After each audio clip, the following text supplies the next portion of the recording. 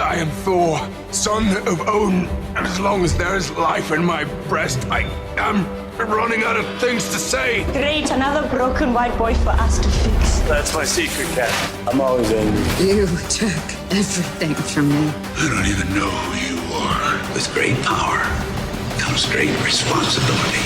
I can do this all day. Wakanda forever!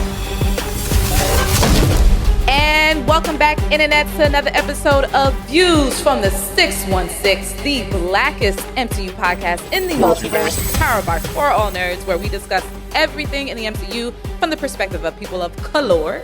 And you are here, tuned in, watching and listening along with your favorite host. First is myself, Tatiana King, aka the Grand Duchess of Tech, also known as the coldest Winter Soldier ever, and Captain America.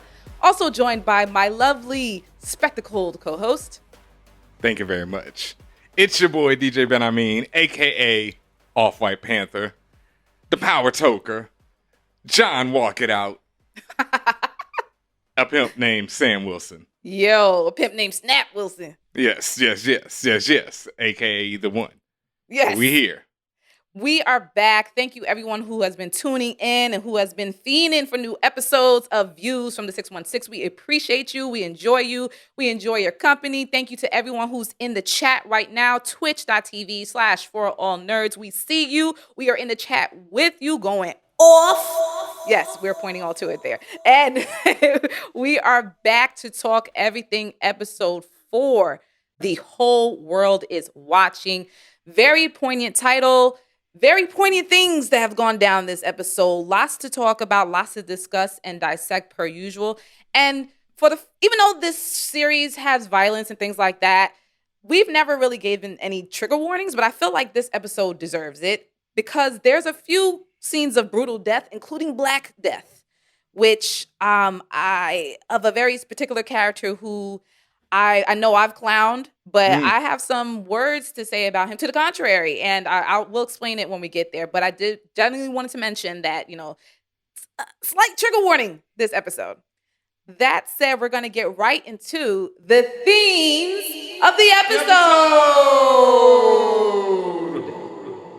Nice. As noted, the episode title is called The Whole World is Watching, and that's actually a very specific term, a very specific phrase to use. I, at least for the last 6-7 years or so, I've attended lots of Black Lives Matter marches and demonstrations and protests and all sorts of things, and also different causes too. But throughout most of these demonstrations, I've heard that chant and engaged in that chant as well. The whole world is watching, and I'm sure that there's been other occasions this chant has come on, but one of the earliest, if not the first mention of this chant is it was a phrase chanted by the anti-Vietnam War demonstrators while they were being beaten and arrested by police in Chicago during the 1968 Democratic National Convention. And I mean, there's many different layers to it, but the main reason is that, again, as I mentioned, when this happened back in 1968, these demonstrators were anti-Vietnam War, and they were doing things like sit-ins and things like that. So you can say they were sitting there potentially peacefully demonstrating, and they were just being beaten and arrested by the cops. And the fact that it's completely televised, showing that the whole world is watching this stuff. If you think about protests, particularly protests from the peaceful protests that are done by the people, by grassroots effort, when you think of things like in Tiananmen Square, where that's completely filmed and people see this stuff happening, and it has absolute different effects when people see the chaos and the violence and all the negative things that come along with it. And also it begs the question to whether it's the oppressor or whatever title you want to give them, are you still going to do this knowing that the world is watching? Yes, because as we see, from 1968, that was in 1968. And to this day, police still beating people whenever they feel like it, doing whatever they want. And on camera. And people are still Rodney King. It was, 20 years ago now, 1930. I lose track. A lot of years ago. And, people still doing the same things to this day, still arguing in court to this day over things that should be obvious when it was done on camera. And if it was done to a white person, the result would be completely different.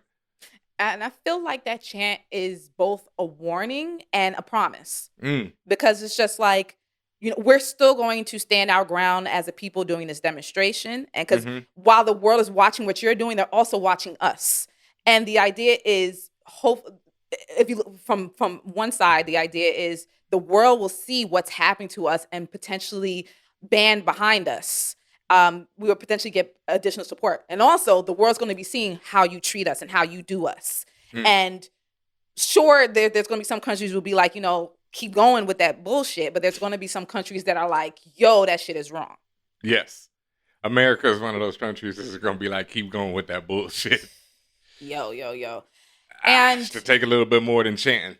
And in this episode, that's what happens. We see John Walker, Great Value Cap, beating Carly's ally to death in town square in Latvia in front of everyone and in front of the whole world, because as we see, the crowd that forms takes out their phones and is recording the situation.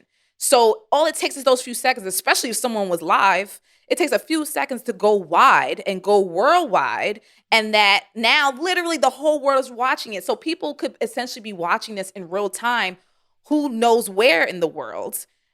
And that the implications of everyone seeing like a mascot of America, as Sarah calls him, how a mascot of America moves, and how he's representative of America. Whether or not someone feels, oh, he is America, he's representative of America's ideals, especially in that moment.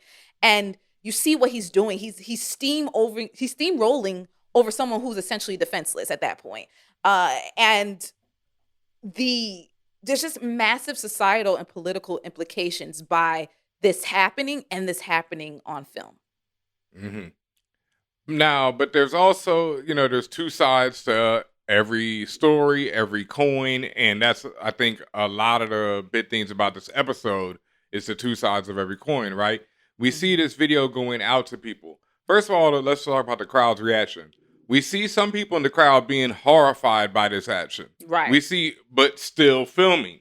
And no one's stopping it. Now, again, you can sit there and argue, well, how the hell is someone supposed to stop this juiced up, not that they know that he's juiced up, but this juiced up guy with a shield of all things. Like, they just know that whether they know that he's Captain America or something else, he's something else. He's this foreign entity that's there causing chaos and violence. What do you do as a bystander? You record it, because this man just jumped out of the window and threw the shield into this dude's back, with precision and aim. And then you don't know who the dude is. You don't know what he's about. And by the dude, I mean Carly's ally. His name is Nico. Yeah. Oh, Well, was. Yeah, was. Rest in peace, brother. But once again, back to John and what he's doing in this thing and the reaction of the crowd. Some people are horrified. I saw one woman who I was like, damn, is she laughing? Is she kind of like horror laugh? I'm not sure what that, reaction Maybe it was. Nervous laughter. Nervous laughter. But what the reaction will be on the internet is a whole nother thing, right? Yes, some people are going to be horrified. Some people are going to be charged up. Some people are going to find this as, yes, John, that's exactly what you should have done to this terrorist who was responsible for blowing up this building that had, 3 people died? 10 people injured? 3 people out of, 11 or 10, like a double digits of injuries, 3 deaths, and one of them being a father of 2 who literally just got on the job. Yeah, 2 weeks ago. My man had no political things. He just trying to feed his family, goes to work. Now what's his family going to do? You've now created 2 people just like all the other, refugees that you were trying to help throughout this series so far. You created 2 more just right there. I also believe that this scene, that town square scene, was also meant to evoke what we see when it comes to the extrajudicial killings of people in the street by police, by white supremacists, by people who are tools of the state that operate under the umbrella of white terrorism. Yep. And the fact that when they do these actions of killing Black and brown people and women in the streets, and being allowed to do it, and that it gets filmed, and especially as we saw in 2020, how I mean, even though this is obviously, as you mentioned earlier, this has been going on. It's just that Mhm. in the age of social media, it's much more hyped up in terms of focus. You actually see these and it's nonstop. And that's also Yes. why I mentioned about the trigger warning of Black Death. Like, that's one thing I don't want to keep seeing in life, but especially in entertainment. Like, I would rather not. However, I see the point that was trying to be made here. And Mhm. also it's parallel to this title of The Whole World Is Watching. And it's similar to what you also said, Ben, about, how different people react, how the internet reacts. Because how does this recording, will that change how people think about people in power structures or about life? Will they do something about it to the contrary or otherwise? For some people, does it reaffirm what they feel about America or about themselves or about brutality? Does this stir even any positive change? What Or do these recordings do? But see, positive and negative, that's very relevant, right? Especially Sure. in this situation, because to certain people, this is a positive act. Captain America stopped a terrorist. Mm. Like, okay, I've seen a lot of people so far. There was one video where they broke down something about how this is the time that the shield has been used as an offensive weapon, right? Where, a piece of American property was used as a weapon to kill someone. And I'm like, what's a gun then? What's Steve Rogers then? What Steve Rogers did when like as I said on the earlier episode of this reviews from the 616, I said that Steve Rogers is juiced up and he goes around kicking people, hitting people, knocking people off of the helicarrier. He kicks another man into the turbine of that of the Quinjet. But when he's doing that to Nazis, that's fine by me. It's fine, okay, but what are the Flag Smashers, right? And we're gonna get into this more in this episode, but the Flag Smashers have, just as we've seen, blown up people. They are hoarding, man, I mean, I don't know if I should just get into it now, right? But they're hoarding the super soldier serum for themselves. Carly, this is something that I was talking about. We were talking about the coin, right? And the two sides of the same coin. To me, and I'll have to explain all this, but Carly and John are basically two sides of the same coin. Basically, they're on the same side of that coin. I don't even know how the analogy works, but they're flip versions of each other, mirror versions. We were talking about mirror images in an earlier episode, but they are definitely mirror images of themselves, right? Both of them want to do good, but they go about it the wrong way. And both of them are trying to live up to impossible ideals that they cannot live up to. Both of them grew up in this world of superheroes and supervillains, larger than life themes. And now they're trying to live up to that and make changes in this world that have been affected by that. Carly is trying to affect the world that was changed by a man who snapped his fingers and half of the universe vanished. And she's trying to deal with the ramifications of that, being a young woman of whatever age she is, right? John is a man who grew up idolizing Captain America. All he saw his whole life pretty much was this, larger than life figure who has been a part of the American consciousness for over 80 years at this time, right? And a part of the American military system for over 80 years, has been constantly used as propaganda, probably even before they got him back. And then when they got him back, what? Imagine that. Imagine John F. Kennedy comes back to life. Boop, I'm back, bitches. Better than ever. What's good, y'all? Oh my God. We got it. We good. America would go insane, right? Just imagine that. So that's what happens. They get back Captain America. So this kid is growing up trying to be like that. Just trying to be like this dude. He's not that dude. No one is. That's the first thing, right? Steve is the man who jumped on the grenade. He's always like, he's ready to fight bullies. I can do this all day. Not nobody, but a lot of people aren't like that. A lot of people ain't about that life. Yeah, but they still want to be good people. Right. But they're just not like that. But Steve always, not like that. Yeah, like that's me. Like, I want to be a good person. I got my ass kicked by bullies all day when I was a kid. So, I guess it was, and like my friends will tell you, I was ready to throw down no matter what was going on. So I guess I was ready, like that. But I also ain't jumping on no grenade, but Steve was. But point being, John still wants to do good. You know, he's not a perfect person. He's a perfect soldier. You know, Steve is more of a perfect person. He was never a soldier. John is a perfect soldier. And he's been trained to be a soldier and a killer. That's what soldiers are done. That's what soldiers do. That. Yeah. All right? That's what soldiers do. That's what we want to gloss over. You know, soldiers kill, right? And so John killing this terrorist, one, is going to be seen as a good thing by a large majority of America. Two, like I say, he's just trying to do good. Now, that's the wrong way to go about it.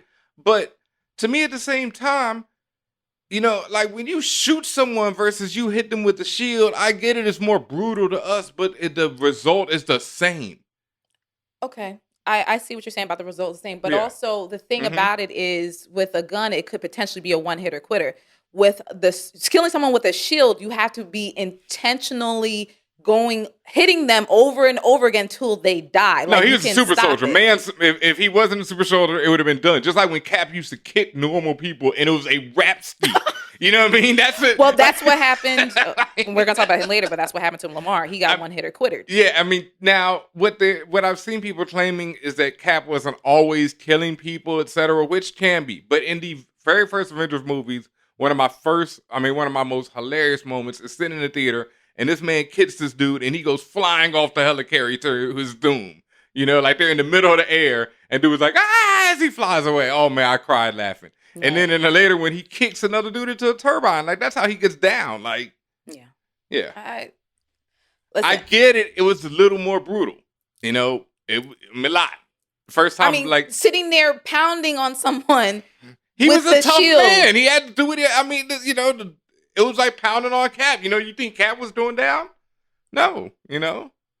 But the guy was already down. That's my point. You know, when they said he's already dead, basically, and you're still going. Well, I mean, you know, he was a little worked up. A lot of things had happened. That's my point. So your emotions take over. You can't control yourself. Like that's no. And that bad day reference is pretty terrible because I'm not making any excuses for, you know, any evil white people out here, as we know. And he had a terrible, horrible, no good, very bad day. No. Oh, I mean, the other one that had a bad day. Yeah, all of them. That's always the excuse. Never. And that's what I'm saying. Like, especially as Captain Confederate is showing me, like, oh, well, he had a bad day. And that's how they're going to steamroll that away. Like, that's how they're going to be like, well, you know, he was just doing his job. This is not the end of John Walker in the MCU, and nor would it be the end of John Walker in a realistic, in the world we live in right now. This is true. Because, like I said, he took out a terrorist. Some people will say whatever action it took. He took out a superpowered terrorist at that, right? I mean, the American government could either spell it like, yo, this man ain't got powers. He had to, you know, bash this dude till he was down. Right. For someone who didn't know the background of flag marching and what their supposed cause was, like, and didn't necessarily, whether they agree with them or not, if they were painted as a terrorist, that's how people are going to approach it. All right, now that's something I know. We're not really talking, you know, plot straight through, so we're not jumping around, but that's another thing, right? The ideals, that's how I'll talk about both of them go about it the wrong way. What Carly is trying to do is change the world, right? She wants the world for everyone. She wants one world where everybody helps each other out. But that world is never going to be achieved through violence. Ever. You know, violence is only going to beget more violence. It's an endless circle. And not only that, Carly is a hoarder. Carly is the same thing that the other people have been warning people about. She's a power broker. She wants all the power for herself, just like the power broker does. You know, what makes her better? She says in this episode, I'm chosen. You know, she does. My man's who gets himself killed, who gets murdered by Cap, says that Cap, you know, he tries to say Carly this is what, you know, she's the new Cap. He's like, I never thought there'd be another Steve Rogers till I saw you. But this woman is not Steve. She's the bullies that Steve fights. Even though she's trying to do the right thing, in the end, that's not what she is. And my man predicts his own demise right there when he's like, yo, we need a Cap who can get his hands dirty. We need a Cap who ain't afraid to do what it takes. Well, this is a Cap who ain't afraid to do what it takes. And you got what's coming. You know, my man was like, yo, I'm a big fan of Cap. Like, are you now? Well, since we're speaking about Carly. Wow. Her part I of really things. went there. Hey, man, you said what you said. But speaking about her part of things, like what she has done, particularly the bombing of the GRC depot, that's also something that the whole world saw, the whole world watched. Because as we see on that news report, when her and her super soldier allies are all gathered around together, they're listening to this news report. And obviously the bombing that happened had negative effects for her overall cause, but it also potentially increased her support around the world. Because just like what we said with John, his actions caught on camera will have untold increase in support. Yep.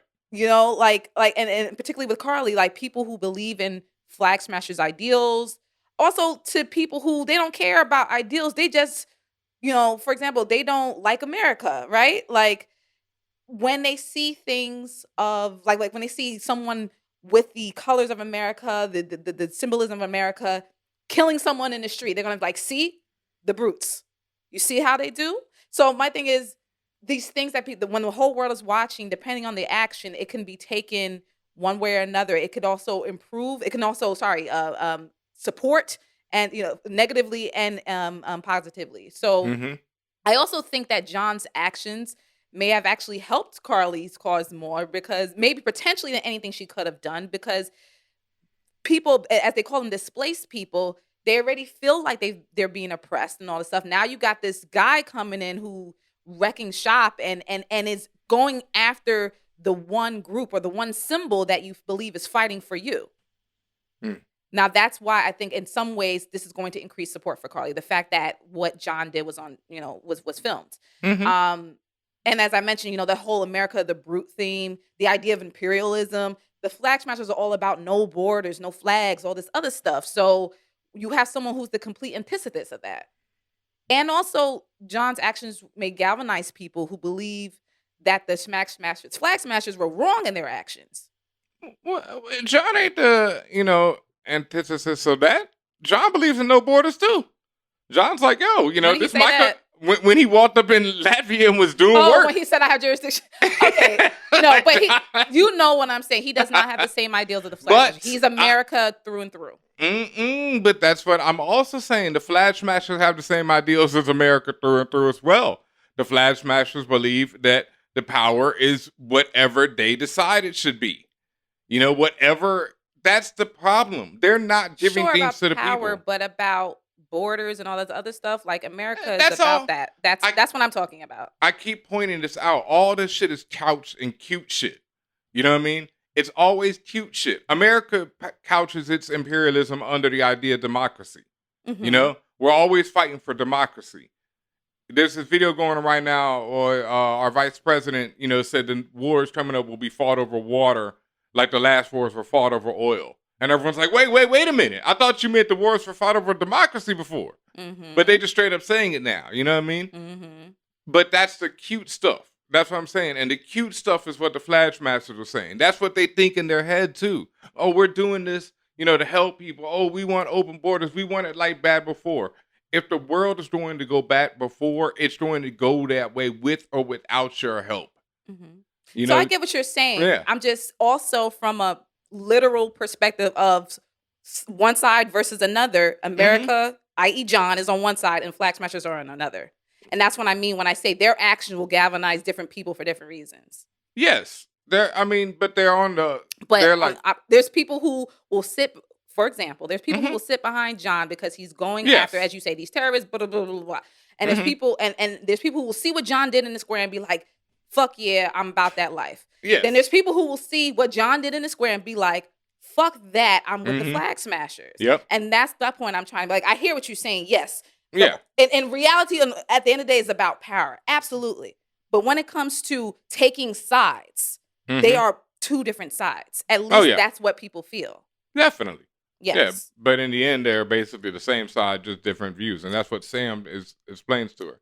But I do have a question for you. Yes. How does it hit having a white man kill another white man who's the other white man? Both of them are terrorists at this point, basically. Two terrorists killing, one terrorist killing, terrorist on terrorist crime, as an analog to the police killings of unarmed black men. Right. Well, it doesn't hit the same. And I wasn't even looking at it as two white guys. Like, I saw it as this nigga John that I don't like. wailing on. I mean, yes, at this point they're both super soldiers, but to me, okay, that means y'all are both on equal footing. And now this guy is already on the ground. He's done, and you still going after him. So I have a problem with that. So as far as white versus white, I don't really care. White violence 2021, but like, I didn't feel like an emotional way about it because they were white. I felt emotional way about it because of what John has been doing and what we know of him thus far, and the choices he's making, because he's made some choices. Serious ones, and makes a lot more in this episode. I love when you call him this nigga John, because it reminds me of the Black Justin Bieber episode of Atlanta, when Black Justin Bieber is like, pass me the ball, nigga, pass me the ball. Nigger, pass me the ball, you know? Yeah. When he finally goes to the hard R, like, yeah. So, that's John right there. John would be like, yo, Battlestar, yo, pass me the ball, nigga. Oh, and then, nigga. He would put the R on it. Yeah. And when I mentioned before Carly's actions of the bombing having negative effects, because what we see happen is the GRC puts into place the Patch Act, which is essentially they are fast tracking everything. They're like, oh, let's do this quicker. So let's get the borders back up quicker. Let's do the exact opposite of what the Flag Smashers want faster. So it's anything, it's fucking up her timeline because she's thinking she has this time, and GRC's like, nope, we're gonna make it happen now. Man, they looked so hurt when they got that news. Yeah, they were like, damn, son, we ain't know that was gonna happen. And that's what I'm saying, is like I think you wrote it a few times in your notes, but you were like, what was their plan? Or what is the plan? Because it's like, did you think that could be, like, for example, it's clear that nobody but Carly knew that the depot was going to get bombed.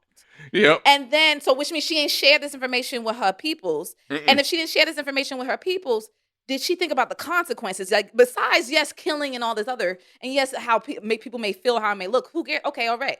But the implications that the GRC may retaliate in this way. Like, this is not necessarily, at least outwardly, it's not outwardly violent retaliation, but it's violent for them, for the Flag Smashers, right? Because now the GRC is doing more of what they don't want. Now, I got to come up with a name for this. We have our other theory of killmongering, right? And yes. I have this other idea that I've been pushing since Wayward Hayward on WandaVision, that if Wayward Hayward was played by my man, Jonathan Majors, or John David Washington, the reaction to him would be completely different, right? And that's what I keep saying. I would think he's a grimy nigga then. You would think he was a grimy nigga, but you'd be like, damn, that nigga look good while he doing this grimy shit. You know what I mean? It makes a difference because this is what I'm getting into, right? Carly and her Benetton ad crew, right? You got, all the different races, all of them looking sexy as fuck. All of them looking straight. All of them look good. Down the line. Even Bidman looking good. You know what I mean? They even got sexy Bidman for you. Like they got everybody. Sexy Bidman took an L this one though, boy. Bucky put it. So that casting was intentional for them to look like models. Yes, especially like Gap models. Like Benetton Gap, all like one world, all like, ambiguously this, everything, what are they? Oh, they're so cool, But these are terrorists. They blew up a building. Like, wait. Would you still have called them terrorists if she didn't blow up the building? Yes, because the blowing up the building is just what happens, right? That's just like a symptom of the disease. The disease is them. Their problem is they are running around following their charismatic leader who gives these great speeches, who looks cute while doing it. Her Pippi Longstocking looking ass is over here, making these speeches and inspiring people, all the while doing the same actions that, like Zemo points out, are what leads to supremacy. All the actions. That's why I say John and her are the same people. If John's a supremacist, so is Carly and the Flag Smashers, and all of them are guilty. Even Asian boy looking good, he ain't know about the bombing. Sure, he got the Desmond. That's his name. Desmond came with his cheekbones over here. He ain't know about the bombing. But then his cheekbones. I ain't hating. He has bone structure. I'm just, impressed. I'm like, all right, bro. You got that. But at the same time, what you also got is this L because your ass decided to stick with this woman instead of running to the cops, running to somebody, or just running up out of there. You know what I mean? Before this all goes down or after it goes down, because now you're just as guilty. You're an accomplice. You know what I mean? You're an accessory, you know, in the legal sense. So that's what I mean. It's like, because they look good, we forgive them, you know, and because they give these speeches and they're charismatic and stuff, and they're not John, who's like, you know, John himself is, you know, attractive dude and all that. John, but John is not attractive. He's a fucking goon. Come on, man. John is He's Kurt not. Russell and what's her name's daughter. This man is, I don't care you know, whose daughter or father or sister or brother he is. That man is he's no Chris Evans. why? Because his acting and is I'm sorry, so good. let me be clear. I'm not talking about the actual Yeah, person, that's the actor. I'm talking about the character. That's he because is no his Steve acting- Rogers. That's because his acting is so good. Because if this same actor was playing the role of Steve Rogers, we would all love him because he's a great actor. And that is what is He's a so good amazing. actor. He's so good. He is a good actor. Oh and my that's God. fine. But let's forget the person. I'm not talking about the person, the actor. I'm talking about Yeah. the character. That man is no Steve Rogers. No, He's not. And neither is Charlie. That's my point. Neither of them are. That is my exact point. But we forgive Carly because she got the Benetton ad crew, while John got, his Negro with the whack hairline. What you're referring to is called pretty privilege, and it's We need- real. It's a it real is. thing. Facts. Pretty privilege, where it's like Yeah. just because you're better looking that you can get away with more, which is absolutely true. However, at least for me, yes, his cheekbones are amazing. That's not the point. Like, I agree. Like, the ideals of what they're saying, I agree with. The way that they're going about it is what's questionable. And the ideals of what John is saying, what John's saying to me is just dead ass wrong. I don't fuck with that nigga, period. But see, we fuck with Steve Rogers, and he's saying the same thing Steve Rogers was saying. I'll murk out terrorists. You know, Steve Rogers said the same shit. He just didn't go about it the same way. He was, amazing. He was great. He was almost one of a kind. Almost. Wow. Because I've really seen people miss this in reviews, the whole Zemo line when he's talking about Sam, and about Steve, and when he's like, yo, there's no one else like Steve Rogers, and the camera cuts to Sam with Bucky in the background and shade and focuses on Sam. And throughout this episode, Sam says and does all the things where he should be he does Captain the things America. that Steve would have probably did. Yes. How Steve would have went about things and why Thank Steve you. chose him. Yes. Even though he ain't asked for all this responsibility. Why Steve could have done a better job of doing Even though this Steve, choosing. I told y'all, Steve could have given him the winning Mega Millions, and we would have been something. But along with the shield, here's this, fam. You know what I mean? Take them both. Something. But you earned this. Yeah. All right, and we're going to talk a lot more about some of the themes that we've have already discussed. But the next one we have to talk about is the quote from Nico. Mm-hmm. And he's having a conversation with Carly at the grave of his grandfather, I believe it was. Yes. Who was a resistance fighter. He fought Nazis and stuff like that, right? Mm-hmm. And he said he was talking about how he used to love Captain America, Steve Rogers, Captain America. And he mentions today's heroes don't have the luxury of keeping their hands clean. Back then, it was just good and bad, but the world is more complicated now. And he believes that what they're doing, what the Flag Smashers are doing, will outlive the legacy of the Shield. It does. His blood on that shield will definitely outlive the legacy of it. Ben, you are so disrespectful. Like, I mean, until they throw that shit into the fires of Mordor, people remember that, man. You ain't gonna be able to wash that off. My thing is, as of now anyway, until something greater happens, people are going to see this blood, as you say, this blood on the shield, literally blood on the shield that has now been recorded. And once it's recorded on the internet, it's there forever. I got another prediction that scene where Sam is throwing the shield around and it's getting stuck in the trees, and Bucky comes up and they shake hands and do the Predator Arnold Schwarzenegger handshake. Bitch. I feel like that should be one of the last scenes we see in this thing. Like, I know it's like one of the first things we see in the previews, but I think that's going to be one of the last things we ever see is Sam actually with the shield, because in the next 2 episodes, I don't see how in the hell we can ever get to that scene unless it's one of the last things. Which also, I got to say... Or was it an actual scene from the show and just an extra scene that they just stitched into the trailer? True, could be that. You know how Marvel do. Yeah. same time, I gotta say, if this man end up with the shield now the black man get it. Word, like, fam, like, this shit got... we fucked this shit up.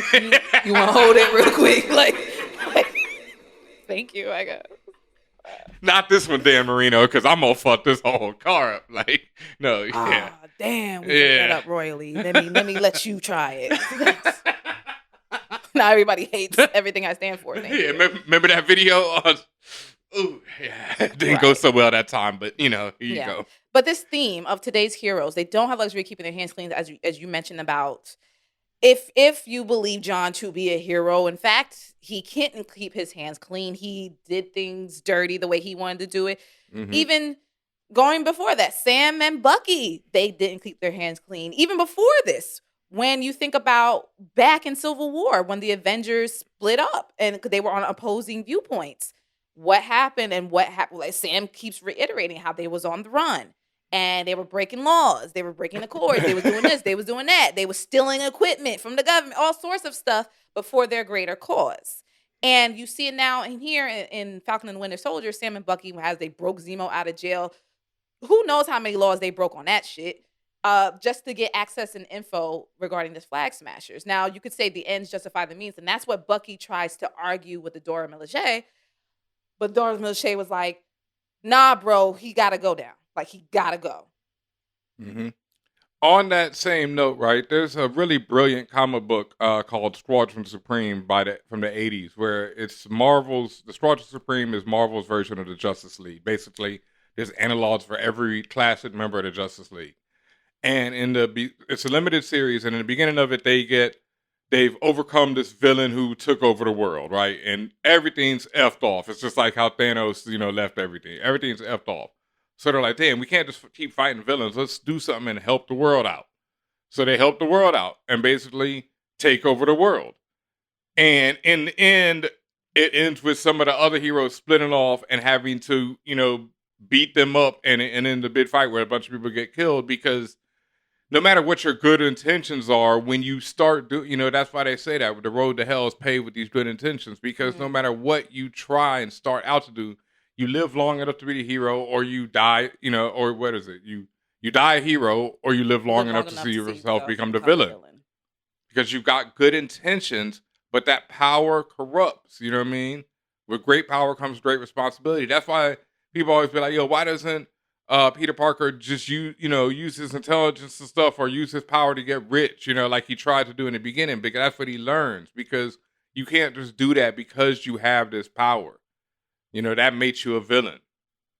And that's what, that's why I keep saying both Carly and Cap are, they're trying to do good, but in the end, they're both villains. Carly's ally, Nico, he compares her to, or calls her Captain America, but you made the point earlier, maybe you need to reiterate that, how he wasn't necessarily referring to Steve, even though he was talking about Steve like a moment prior. He likens her to Captain America. He says, you should be that new Captain America because you represent XYZ ideals. And also about the fact of keeping their hands, hard to keep their hand clean. She's contemplating with her concern about creating more super soldiers. Mm-hmm. And as we hear from Zemo, who is making a lot of sense, he's like, well, when you do that, you put yourself in the position of like you're creating gods who have more power than the next person, and they end up going down this path of supremacy. Yep. And that's what I was saying, is that he's calling for a Captain America like the one who ends his life. He's calling for that. He's saying, you're the new Cap. But he, like I said, he already knows what this woman is down to do. That's what she's already down to do. Something Steve Rogers would never do. But he's like, nah, we need this type of dude now. Well, you got this type of dude. You know what I mean? And here we are. And just that aspect of being a hero and all of the, like, as he said, the luxury of having to get your hands dirty, rather. There's so many inherent complications that come with the choosing of sides and understanding like why you choose sides and the motivations behind it. I mentioned about the Avengers split off during Civil War. When Carly called Sarah, Sam's sister, and said who she was, and Sarah was like, oh, you're that terrorist group, or you're part of that terrorist group. And Carly retorted, well, revolutionaries, depending on whose side you're on. And and I think this goes back to the conversation that you and I keep having, Benhameen, about how you have some choice words for how you feel about Carly. And I'm just like, well, I understand her, and she is doing things that are wild, but is it for a greater cause? But it's also questionable. But you actually had you called her a scumbag. And I just want to understand why you feel that way. Well, one, I like what you were saying here with that conversation between Sarah and Carly, right? Yeah. Where Sarah says that you're the terrorist group, and Carly retorts, revolutionaries depend on which side you're on, right? Yes. Which is also the famous quote is, history is written by the winners. This is true. And, whoever history wins, that's who the revolutionary is, and the other person is the terrorist.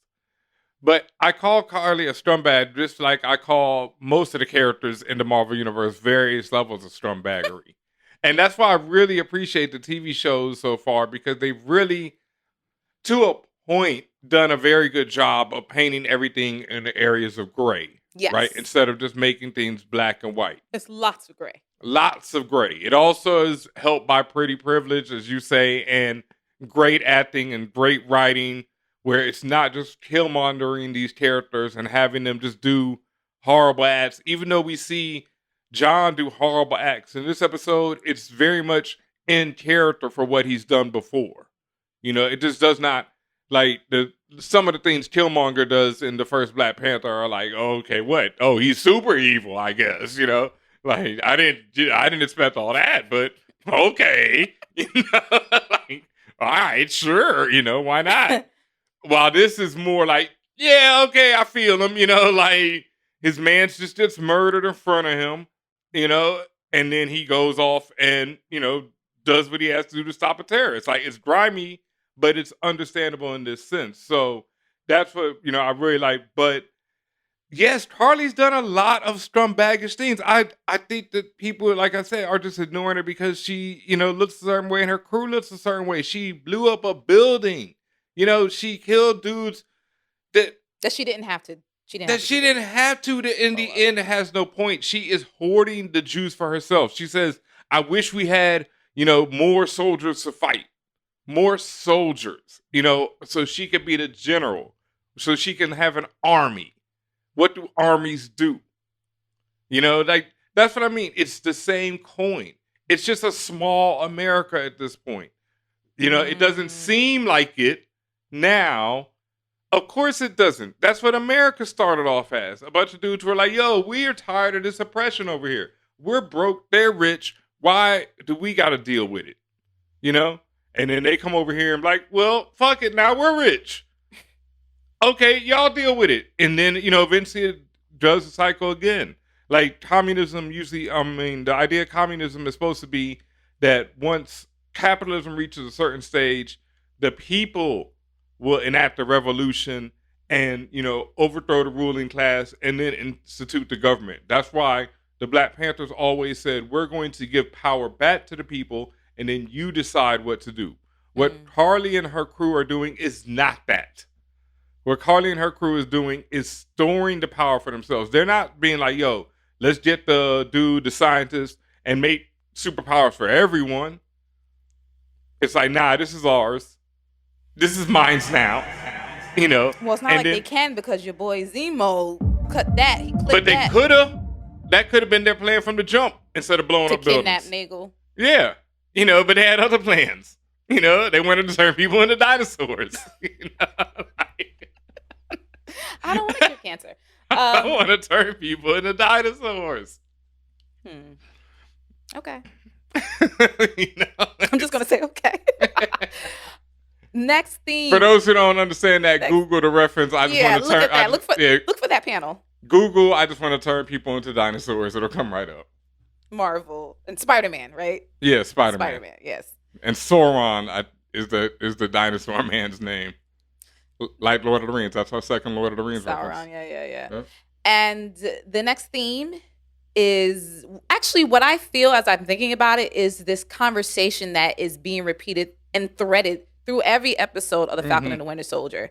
And that is the shield and what it represents. We keep as you see, we keep having these constant conversations about a shield, but they're not literally talking about, in some respects, you can say someone's talking about the vibranium shield, but they're not talking about the actual physical material of it, but rather its symbolism, rather its power or what it conveys, depending on who's holding it, and depending on how it's being used. And everyone has, as you said, there's lots of shades of gray in this show because everyone has a different opinion of what it means. Carly, her thoughts, she says it's a monument to a bygone era and that it should be destroyed. She represents the future. She represents a completely different ideal. She represents the opposite of what GRC doing, which is trying to get things to go back to the way they were. They're like, no, we want things to be different. We want things to be, they want further freedoms. It's my turn. Steal. It's my turn. That's Carly. It's my turn.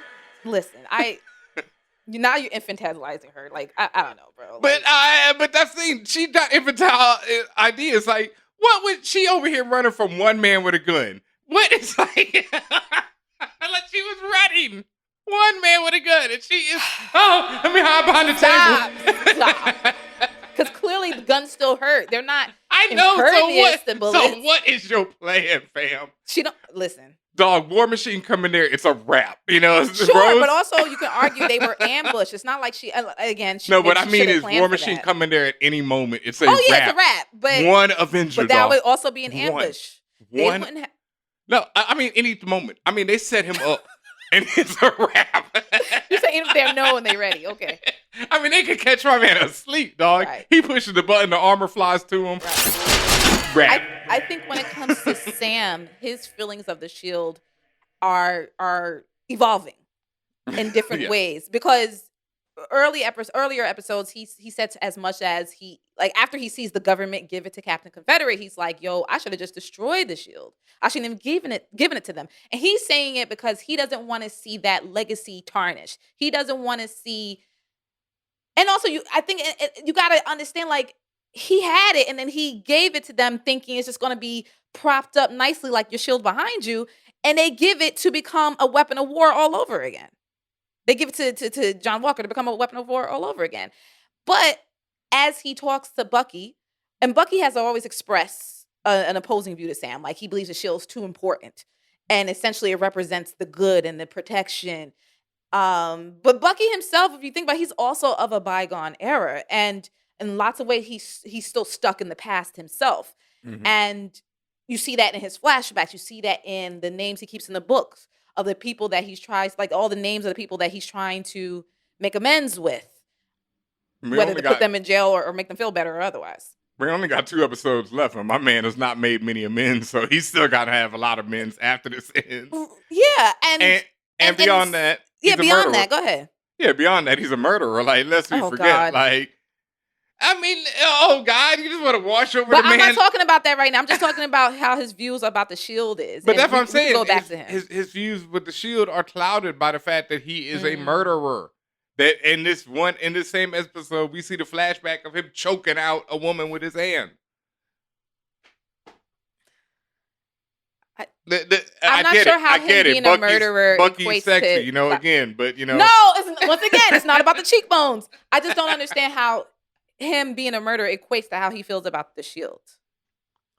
Because that's my point. Not only is he of a bygone era, the era that he was in was killing. Like, he believes, you know, this. And we know Bucky about that action. Yeah. So when you talk about protecting who? You know, once again, like, stands up for the little guy. Because my thing is, Bucky is looking at the shield as if it was still attached to Steve Rogers, who is a different person and a different ideal. Which is all cute and well said, right? But once again, it's couched in that cute shit, because Steve Rogers is that cute shit who Bucky knows personally, who Sam knows personally, who these Avengers know personally, but who the world knows as a symbol of imperialism. Yeah. You know what? This actually a perfect segue into the next subpoint about this. Just the fact that there's lots of blood on the shield, literally and figuratively, there's lots of blood on it. Obviously, in that very really disturbing last scene of this episode where we see John standing there with a bloodied shield. he's again, America's costuming, America's colors. That is America, or this is America, right? And if you even think about just even how the shield was created, at least in the MCU, the shield was made by Howard Stark. Howard worked for the army. He was an arms dealer, amongst other things, but he was also an arms dealer. He was all about essentially a warmonger. So, and it was made by vibranium. Vibranium is native to Wakanda. How did you get the vibranium out of Wakanda? So some grimy shit. Did you steal it? Probably. So it's. I mean, was it given as a gift and somehow it got into the wrong hands? But I won't grime them out. No, I think in the comics it's always been that, you know, there's well, in a the relationship. comics, but in the MCU, had they really explained how that nigga got that? But that's my point. Like, even from its own origins, what was it actually made for? Like, and I see what you're saying when you're like, Steve Rogers is all that cute shit. Like, okay, you have this weapon of war, but it's in the hands of a really cute guy, and you generally agree with what he's doing, and you know, minus him going after Nazis, which is absolutely fine. It's like all the other stuff that you may think like, oh, does this make sense? So and also it goes back to what we talked about before, how Steve Rogers, especially the way this series is writing, is kind of the worst because. One, he goes to sleep for like 80 years. And for those 80 years while he's in ice, this is not his fault. But America is going to use this symbol of that we lost this great man, join the army, be like Cap, save the world. Propaganda. He was propaganda from Jump Street.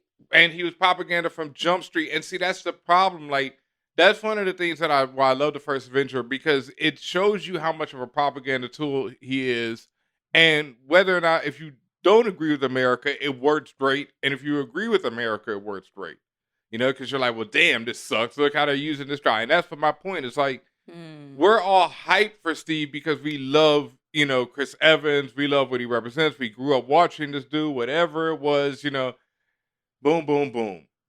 But it's still America at the end. He's still Captain America. And in the real world we live in, we know what the F America represents. Even though we both live here, we both love it. We would love it to be actually live up to the ideals. And someone made this great point on Twitter where I missed a good point, right? Steve, they say Steve is what America thinks it wants to be, right?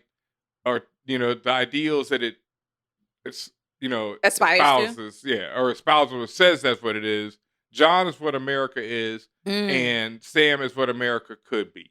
But that's a good point. I like that. A good point, but also a very simplistic point, because Steve, while he is what America could be, what he represents to the world is what America is. Like, that's what I'm saying. To the most of the world, what John did in the square is no different than what Steve has been doing for the last whatever how many years.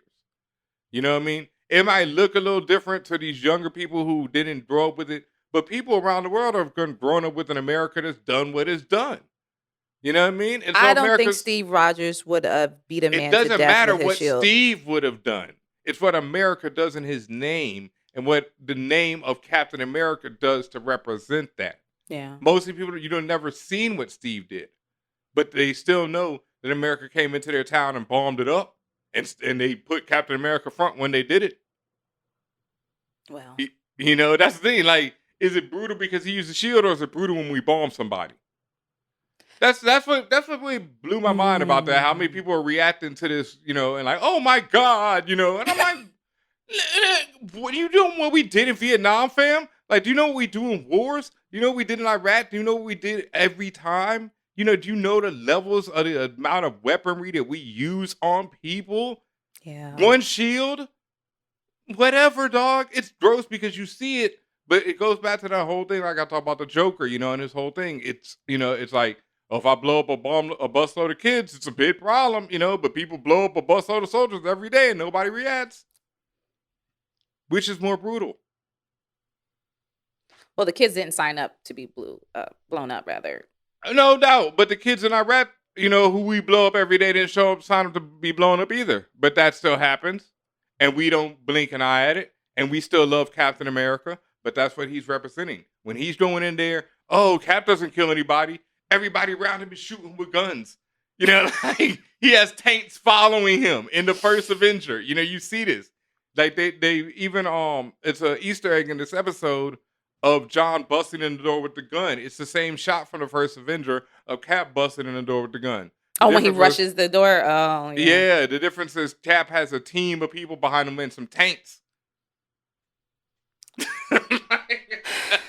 You make this so difficult, man. I mean, Because that's so not- difficult. Like, because what we're saying, it like forces you to, because you and I, like having this conversation is forcing me to interrogate some of my viewpoints. Like, yo, like, first of all, he's still Captain Confederate. I know you want. I know, but I get it. But he what ain't. you're saying, I so understand. So is Steve. If he is, so is Steve. No, he's America's ass. That's how they Steve is get America's you. ass now. That's how they forever. get you. Well, he gonna get me, cause I don't care. IDC. I'm gonna be here. I'm gonna be here for America's ass. But anyway, let me close out this theme of again what the shield is and what it represents. And I mentioned depending on who's holding it, what they're doing with it has very different connotations. In the most satisfying, seasoned, delicious. Oh, I was like, what is she? Okay, yeah, In this scene where John Walker get that ass whooped by the Dora Milaje. At the end, when one of the Dora Fam, hold up. She kicks him and he flies back into the sphere that was already embedded. Like, yo, he flies back, hands up. My man flies back like, what happened? It's like when it was I had to pause it and I was dead ass laughing for 5 minutes because it was so satisfying and it was funny as fuck. Like it was just funny. I mean, It was like, you know what I mean? When the guy's slamming on the button that says violence, that was me. I was like, violence. I was like, oh, and I put a tweet out where I use a picture of Ora Ishii from Kill Bill, where I'm like, anytime I see John Walker getting his ass whooped, tear the bitch apart, fight, violence. I had a blast. It was so satisfying. Oh. He went up like hands up. It's like in Minister Society when Jada Pinkett hits her son and he hits the floor and you hear both hits. Like she's like, get him out of here, and she hits him and he's like, damn. He's run. I mean, I think it was a blooper, but they kept it in because the kid was like, she's like slapping him, like get up out of here, and he runs and then hits the ground. So it's like boom, boom, and then he gets back up and keeps running. Cause John hit that spear like blap, blap. Well, after he got served, as you usually say, after he got served, in that there was when one of the Dora debows him and takes the shield. First of all, again, funny as hell. That's like my shield now. My shit now. No, what's even more hilarious is how she pins him to the thing.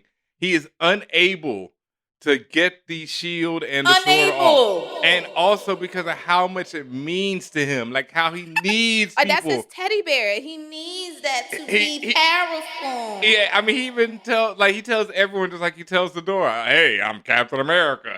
Like Steve would never do that. Steve is always like Steve Rogers. It's never about, they know who I am, But everyone he meets is like, yeah, I'm Captain America. And so then he got the droid pinned to the table and can't get it off. And the short just vaults up and is like, give me that out, easily.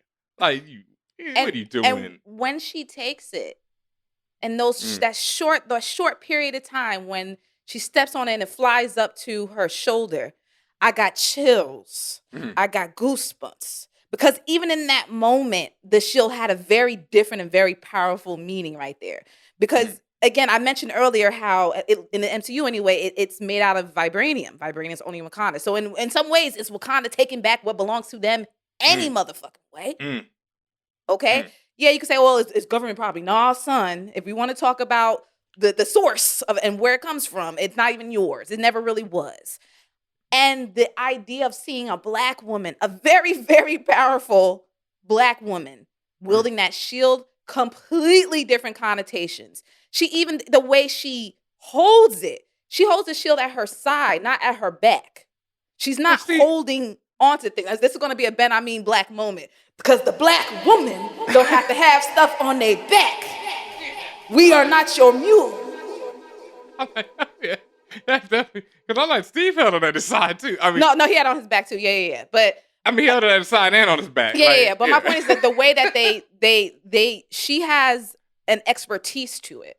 Mm-hmm. She has a different way of even holding it, of even wielding it. And you even have a note here that she's just smoother. She's just smooth like that. Yeah, because the move is the same move that Steve pulls off after the elevator fight. Yes. In, Winter Soldier, where he stands on it's the kit flip. He does the kit flip like a skateboard, flips it up to his arm. She does the same move because one, she's a badass. Two, You're a badass. She's trained in the use of vibranium.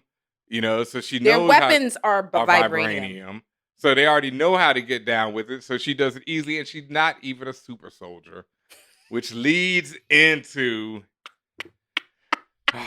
one of the greatest. I mean, we need some like choral music to play right now, like the light shining down. It's like when they opened up the Lemon Pepper Wet.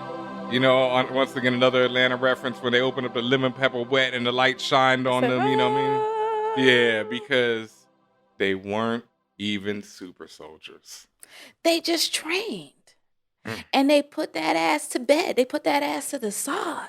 Because you a mark ass nigga. You a trick ass nigga. You a hoe ass nigga. Wow. Okay, I wasn't going there, but we did. I'm going there because guess what I don't like? Guess who I don't like? Obviously, but as we get into this next theme, they weren't even super soldiers. Yeah. And how does he say that line though, Benhameen? Oh man. And let me break this down right now. This is one of my favorite themes of this week of the MCU of all time. So let me get into my black moments real quick right here. First of all, John's acting. Okay, the despair, just the shock, the awe, the aghast. I'm the real word will probably come to me later that I'm slipping, it's slipping my mind right now. But, the despair's right there. But it's also so accurate, right? Because, first of all, like I said, the acting that this man is putting on in this, series is just phenomenal. Because he has the whole internet crying, laughing at the futility, of what he just went through. Like, they weren't even super soldiers, and I got served. Like, it wasn't even difficult. They put in work. My man's over there getting kicked across the coffee table like it's Kill Bill, like he's Vivica Fox. They was handling Lamar like a fucking tennis ball. Like he was just getting rocked left and right. Like left and right. I mean, I don't even think he got a hit in or even swung. At that point, he was just. I don't even think he swung. Yeah. And like I say, that bounced it, John did was all, the way he flies back, hands up, like, you know what I mean? And then the spear's already right there behind him. It's just, I can't get enough. But anyway, the despair on his face. But it's also so accurate, right? To the pressure that the government's put him under. Like I say, this kid, he's not a kid anymore. He's a grown-ass man. But as a kid, he grew up idolizing a super soldier. And his team of billionaire and super soldier gone wrong in the Hulk and Hawkeye trained assassin and Black Widow. We don't even know what this woman, is yet. We ain't even seen her origin, but also trained assassin. I can't think of the rest of it. Is there any more Avengers I'm missing? Whatever, a bunch of a god, lest we forget. You said Wanda already? No, he might not know her. As a kid, I'm talking about the original, the original crew, saved New York because he references that a god with the, hair of gods, et cetera, et cetera. Okay. Chris Hemsworth. Like, not only is he idolizing, imagine that, idolizing right? some people who are literal people who are non-human. Yeah, like in real life, I've met some of these people and I'm like, God damn, y'all look good. You know what I mean? Like, when I met, these people in real life, I'm like, what the fuck? You know what I mean? So these are all, in this world, they're also superheroes. So it's just unreal, the pressure he's under because he's grown up on all that. And then he has no serum. He has nothing really. They give him the shield. And a few weeks later, they're like, go out there and be Captain America. They give him a shield and a pep talk. Yep. And so a gold star. But first of all, he It's not like it was thrust upon him. He wanted that. He wanted the shield. Because all his life it's been imprinted on him. He grew up under, the campaign of be like this, the army wants you. And the army wants you because be like Captain America, right? So while he isn't like Steve, he's a good soldier, but he's woefully unequipped for the job he's been given.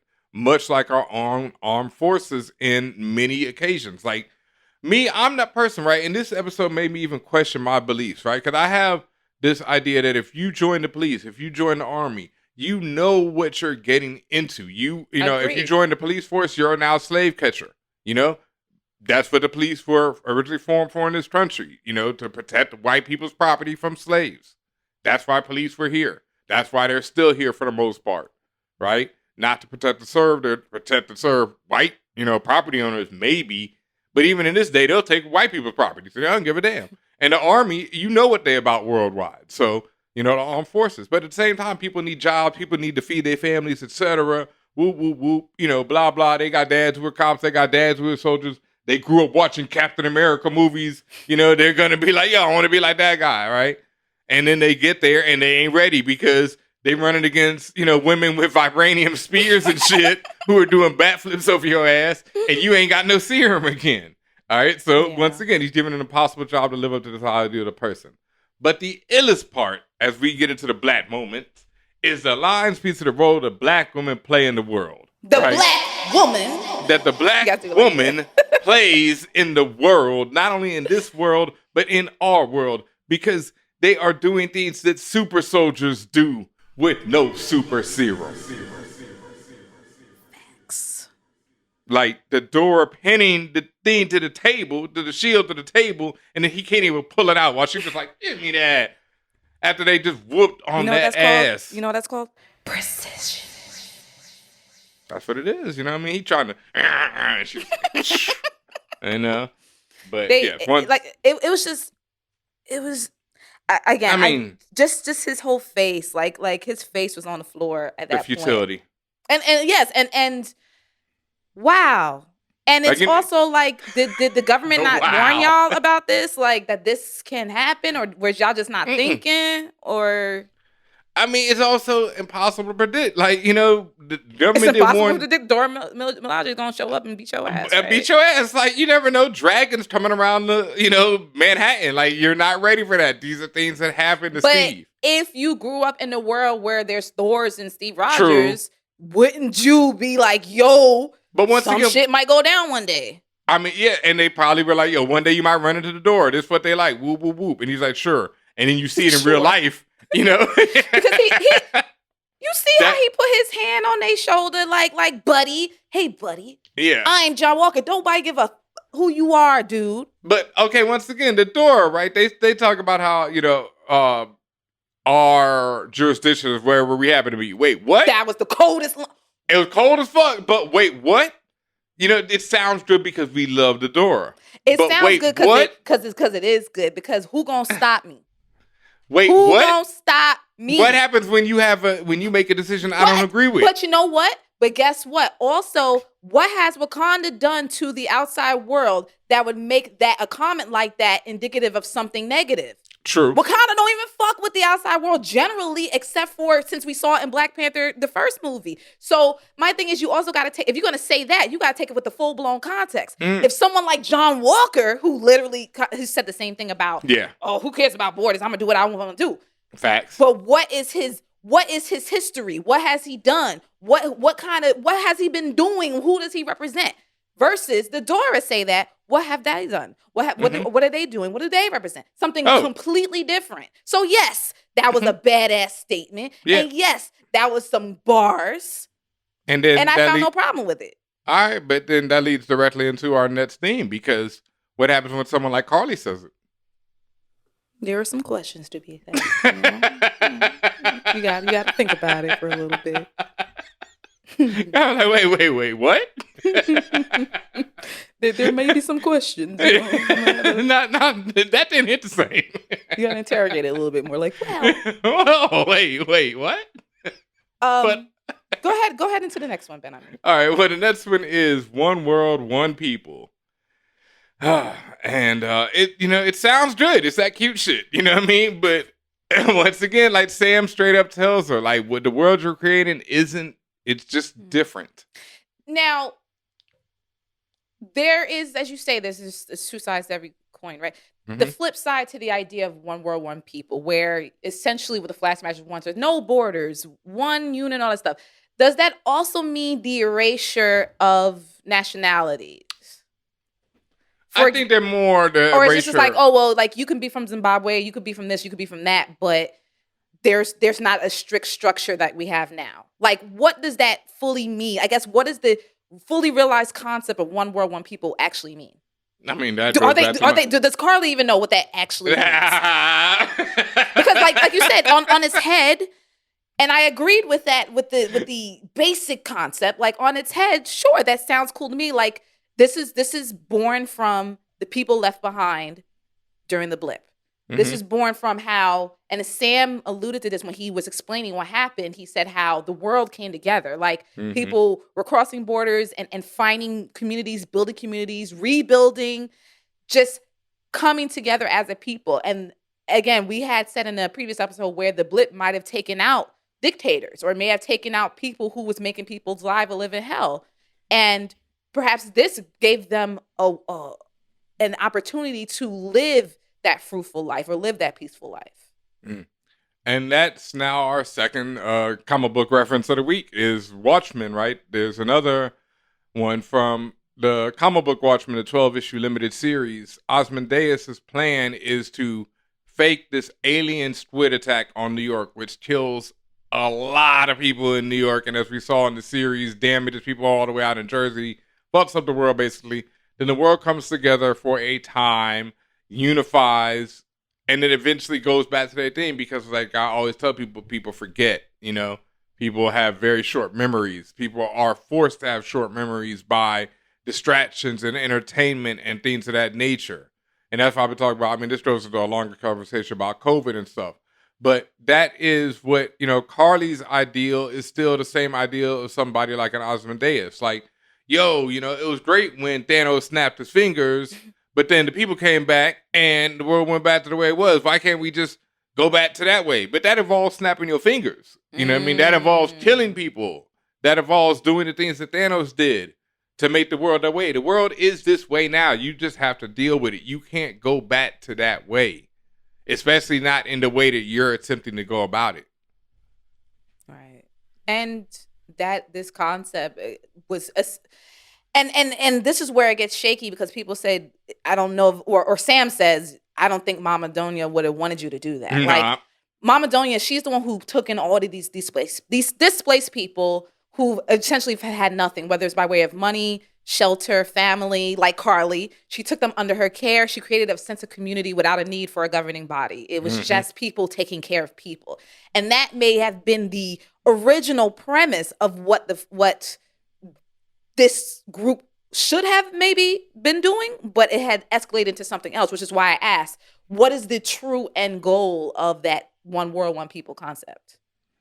And Mama Donia is a Steve Rogers type of person. Yes. Based on what they're telling us. Yes. Yeah, they're fighting. They're a person who fought the bullies. They're not a person who, they're a person of the people. They're doing what I said what the Black Panthers did. And something that I read in this book once that has always stuck with me is like, and it's the reason why we even do For All Nerds, honestly. And this is, a little deep for this, but just to get into it.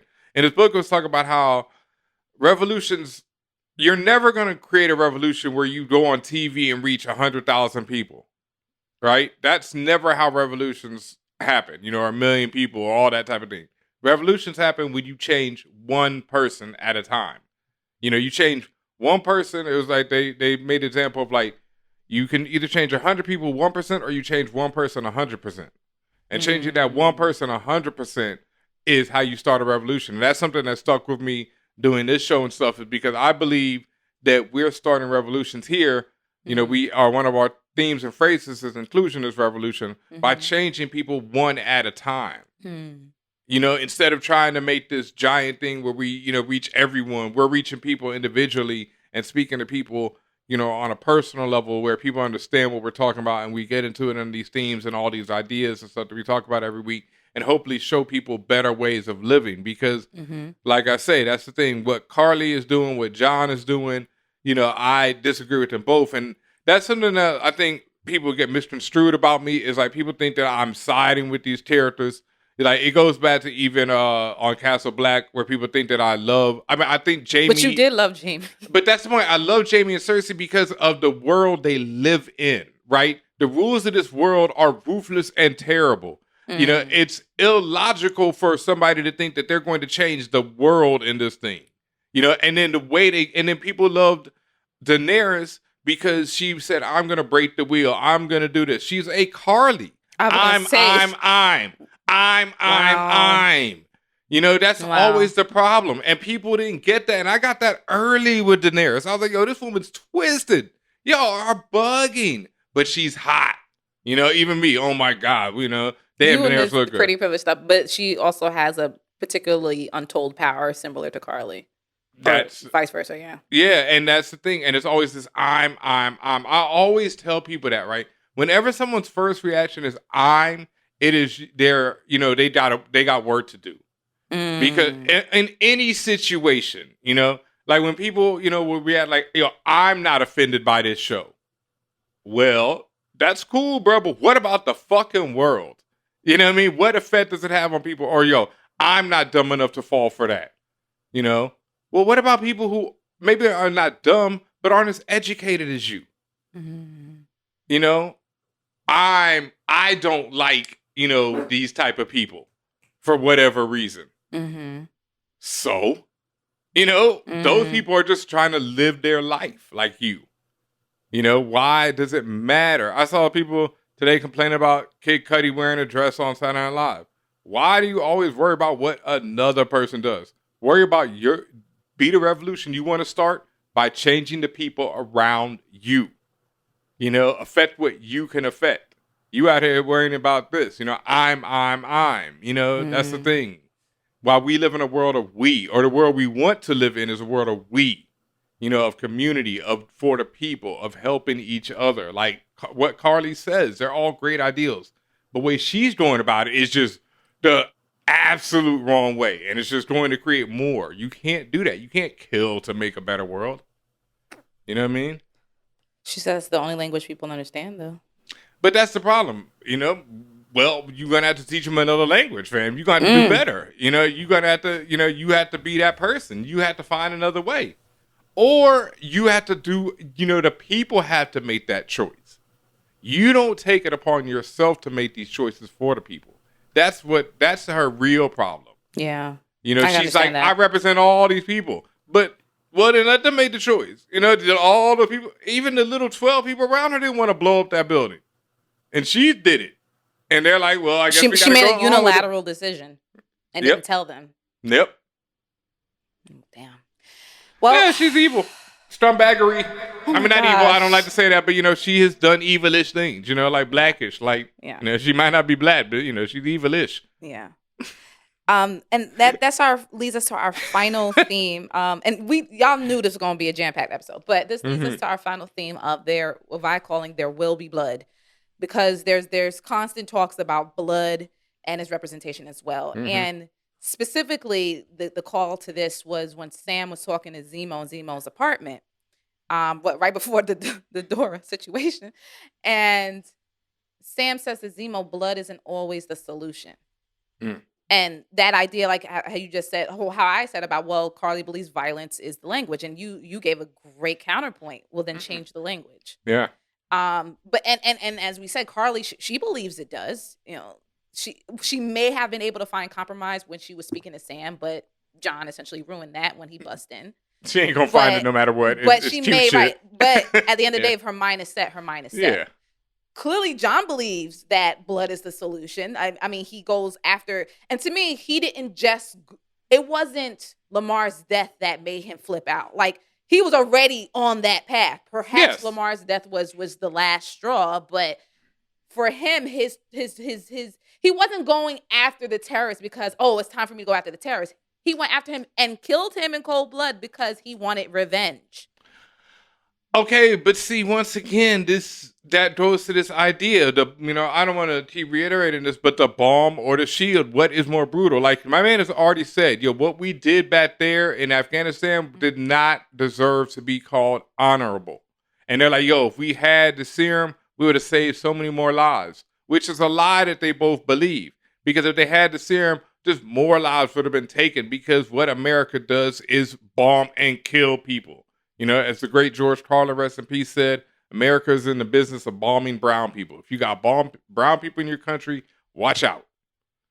The point I'm making is, if John was strictly about having to capture this terrorist, as you call it, who does that? Just go capture him. Who does that? He deliberately went to kill him, which is why I say revenge. But once again, why is it revenge? Okay, I go back to my other thing about Wanda. Everybody's like, oh my God, who gonna check her? Who gonna check him? Who gonna check this terrorist? Nobody, right? Not no normal person. John had to check him. It's not a thing when Steve over here kicking people in the turbines, but suddenly it's a thing when he brutalizes this man. But Steve kicks a man into a turbine. I don't want to see how that dude looked after that. The moralities of people watching this show are real hilarious. You know what I mean? That's all I'll say. It's like, because I've seen a lot of people like, how do you defend John? And I saw somebody get mad talking about, people are defending Bucky and they attacked Wanda. I attack all these motherfuckers. If you hear me, all of these motherfuckers, Tony on down. I ain't found the one of the Avengers who is without reproach. You know what I mean? All these people have problems. And that's what we're really getting into on this show to me, is that what they represent is even more problematic, but we feed into it because they're attractive and we love them. Yeah. Moving on to our questions that need answers portion. This is more so a comment than a question, but because it didn't really fit perfectly anywhere else. But we wanted to draw attention to that scene between when Bucky was talking to Io in the alley. And it went back to his memory of when he was being deprogrammed in Wakanda. And that was a very emotional, incredibly emotional, and really struck a nerve with me, because you see, and this is all by choice, right? You see that, he was in Wakanda, as we know, Shuri and Io are who helped him get deprogrammed. And who knows what exactly, besides like whatever science stuff that was happening, who knows exactly what they needed to do, but they clearly got to the point where he did whatever the training. Then they clearly got to the point where he finished whatever training or conditioning they put him through, and Io was testing him, and he was scared for his life. He was scared, not necessarily for his life. He was scared of what he might do. He was scared that after the saying of the trigger words that would enable the Winter Soldier program, that he would go wild and hurt people. And I was like, I'm not going to let you do that. And which was also foreshadowing to what she does to him later. But the fact that Io was one of the people who, and she says that she chose to be essentially his handler, his watcher, the person who was going to make sure that he makes it through this while he was doing whatever he was doing with Shuri to get right. And just that scene by him by the fire I felt the anguish and the pain he was going through, the mental anguish and pain, because as Io was just progressing through the words, it was more fear, more sadness, more everything. Sebastian Stan, probably his best scene yet. And the fact that they cast this man and he's been playing Bucky through these years is just, once again, Marvel's casting director, just incredible work, because you've seen him go from this fresh-faced dude in the first Avenger to this anguished, terrorized man in this scene. And it's Florence Kasumba, right? Florence Kasumba, yeah, she's the actor that plays Io. And her look of like just genuine happiness and satisfaction when she realizes that, he's not going to submit to the words is so great, because there's no words said between either of these actors. Yeah. And you get all these different emotions. And I have to address it here because a lot of people have been like, hitting me this week, like, yo, Ben, you was right, you was right. And at first I was like, what are they talking about? And they're like, yo, the scene, you know what I mean? It was Io in the tent, Io in the hut. And I'm like, that's so gross. Because one, in the comics, Io has a relationship with Anika, another one of the Dora Milaje. It's one of my favorite relationships in comic books. So I'm hoping to see it on screen. So when I was suggesting, unless, maybe, this is her early thing. Now she's done with that and she moves on to Anika. I could be down with that, because I don't care for the shipping of the two characters. but Like, I don't think that's necessary to have a bond between two characters. I don't think it is either. But at the same time, somebody was in that hut. And and when they fight and Io disarms them, somebody pointed out to me that Bucky gives her that look like, yo, I thought we didn't have no secrets between us. Yeah, she did get that look. Man, he was like, I want to point out that. Go ahead. I'm sorry. I don't mean to cut you off. I didn't think you used to do that to my arm. Okay, I'm going to cut you off now. But I just want to make the point. I think this was a beautiful contrast when after that anguish and that happened, she finished the words and nothing happened. And Io says to Bucky, "You're free." Now, contrast that many episodes before when he had the conversation with the therapist. And the therapist was like, she was saying all this other stuff about, oh, you got pardon, you got a cupcake, you're free. And the pardon, all this stuff, that's not nearly as impactful as what Io and Shuri and the Wakandans did for him. I mean, how many times at the end of the day? How many times have we seen movies about white people finding their life in Africa?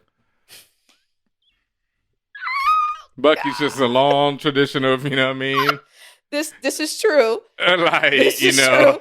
Well, I just because I as you were talking, I just pictured those two scenes next to each other, like, oh my gosh, like they hit different. At least the words "you are free" as it comes, as Bucky heard them, it hit completely different. Shit, I mean, that's how it is when you come back from Africa too. It's like, damn, you know what I mean? That shit hit different over there. Now I'm back here. Am I really free? Yeah. Also, every time I see Sebastian Stan cry, I just want to be like, let this man play Luke Skywalker, you cowards. Oh, that would work. I mean, it's Mark Hamill calls him his son on Twitter. Deadass? Yeah, I know that. That's been going on for years now. That absolutely, I see. Oh yeah, it's been a thing. But when he cries, and Luke, stay crying. Sorry y'all. He does. He does. He does. He stays crying. That's why I identified him with him as a kid, because I stayed crying. So, I could relate. Yeah. So, yeah. There are just two quick questions that need answers, both from you, and one might be a reach, but. Wow. Okay. It depends. I mean, it might be true. It might be a reach, but. All right. Well, my question is Zemo Jewish? And to bat that ass up, I have behind Zemo in his house, 99 to 2000, y'all. In his house, there is a stained glass window of stars which strongly resemble the stars of David, right? Zemo also talks about disliking supremacy to, an extreme level, which would back up, a Jewish man. And it would be a bit flip from his origins in the comic where he's a Nazi, which would be a great way for Marvel to give the big FU to any wannabe Nazis who love this character. Okay. You know what I mean? Which would be real sweet, and I love that. Also, the stars in that same shot are used in various ways. So shout out to the director. In one shot, Bucky is behind it and they close up. So it's just white and then one red star, just like the Winter Soldier. In another shot on Sam, you see multiple stars, but more the blue and red and like white. So like Captain America. Very well done. Very well done. Also, my next question is, who is the power broker? All right. Now, I think I listed all these possibilities last week, so I'll just run through them very quickly. But our main one that we have hints towards is Sharon, right? Yeah. Sharon sees everything. In this episode, she says she has access to some satellites, Yeah, I was like, well, damn, girl, who are you? I mean, she sits there and watches Cap walk into the place. She tells him, oh, this is where Cap is at right now. His name is John Walker. True. Okay, John Walker, CostCo Cap. Yeah, CostCo Cap walking into the place. CostCo Cap, yes. Yeah, I like the alliteration always. So, John is walking in. She sees him. We saw the sign before. The power brokers are always watching you. When she calls Sam and them this episode, she's walking by, she walking by her goon squad. Yeah, a cadre of armed guards. You know what I mean? Like, so there's a lot of hints. Wow, but also one weird thing, but also works is that Zemo says he knew the power broker before he got locked up, but he did know Sharon. Yeah. In a way, so that works. All right. The other ideas are Arnim Zola, who is a character who appeared in the first Avengers and comes from the comics and is a scientist who worked with Hydra, died in the first Avengers, shows back up in Winter Soldier as a computer screen on a green screen like he's in the Matrix, then uses missiles to blow up the bunker that his computer is housed in. But like in the comics and in, you know, every movie, if you don't see a body, you know he ain't dead. And since he's a disembodied computer at this point, he could be anywhere on the internet. In the comics, he comes back in a robot body, which we also saw a picture of. I just realized this week. In the first Avenger, you see him picking up the designs for the robot body. So you know how Marvel loves to bring little things like that back. This is true. Right. So, and you explained, I think last episode you explained this character, what he looks like and all that other stuff. So, okay. Yeah, and also how the green screens keep coming up. And when Sharon sends them a message, once again, they're reading on these green screens. Just like Arnim Zola appeared last that we saw him. That might be the thing. Last one, Thunderbolt Ross from first scene in The Incredible Hulk with Ed Norton, and then showed back up giving them the Sokovia Accords, and then was in Infinity War as a hologram. Basically a government goon who in the comics forms this team, the Thunderbolts, like his name, Thunderbolt Ross, who Baron Zemo is the leader of in the comics, and they're kind of like an anti-Avengers. At one point, they even replaced the Avengers and put on their costumes and fake like they're the Avengers and shit. It was great. But they're a bunch of villains. They're a bunch of villains. And so the Thunderbolts, you know, Baron Zemo ran them. There's a Bullseye replaced Hawkeye, those things like that.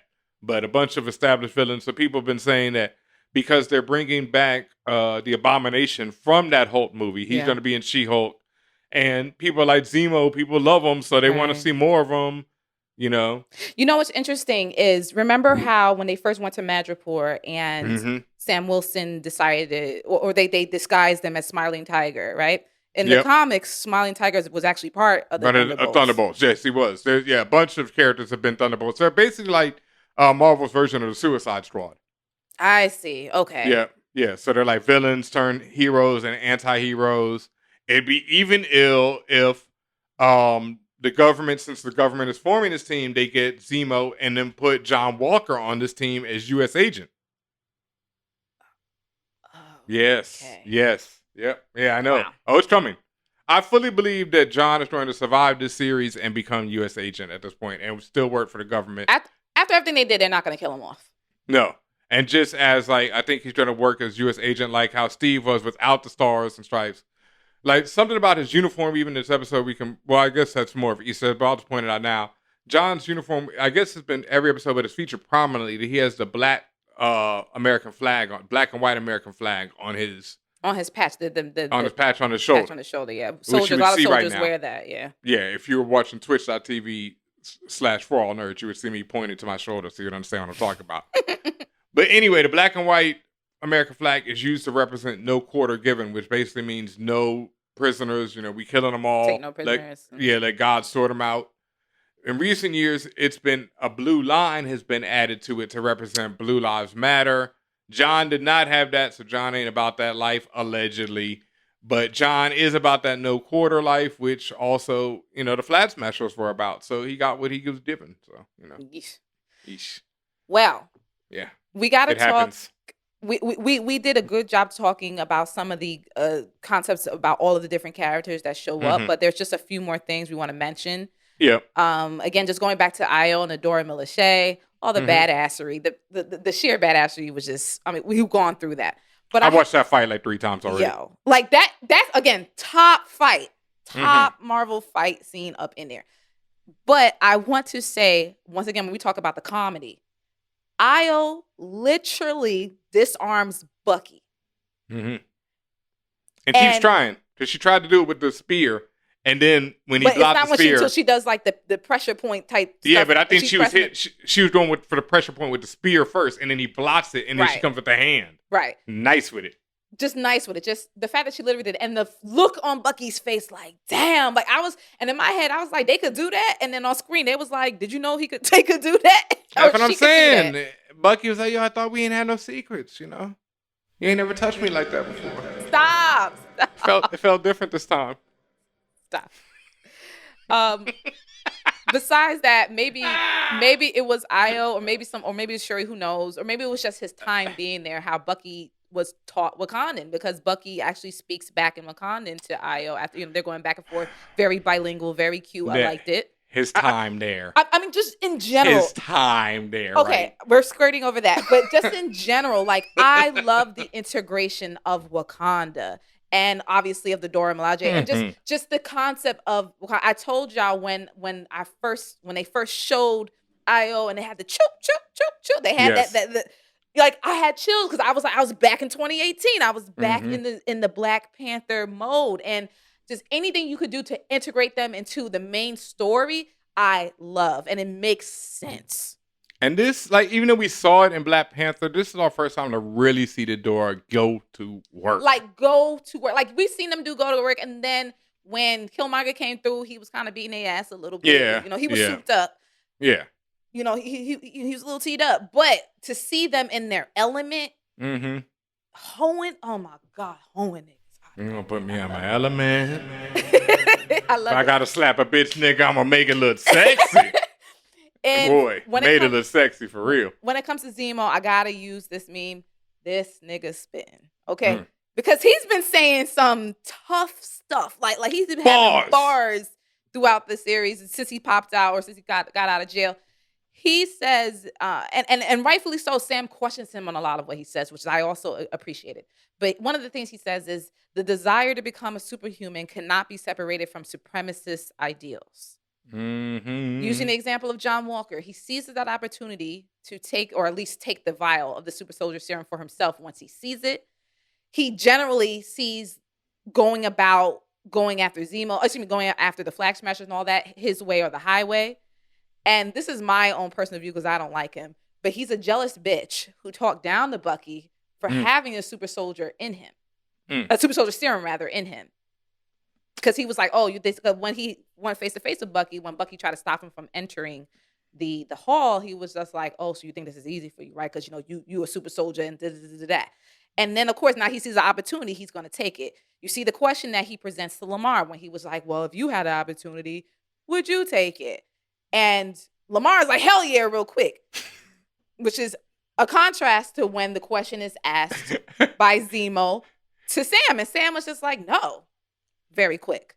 And also, I mean, finally, I know people have been waiting for it, but here are my choice words for John, finally, because, I've not been defending him. I've just been defending everything about, everyone else. Well, not defending. I've been tearing down everybody else in this show.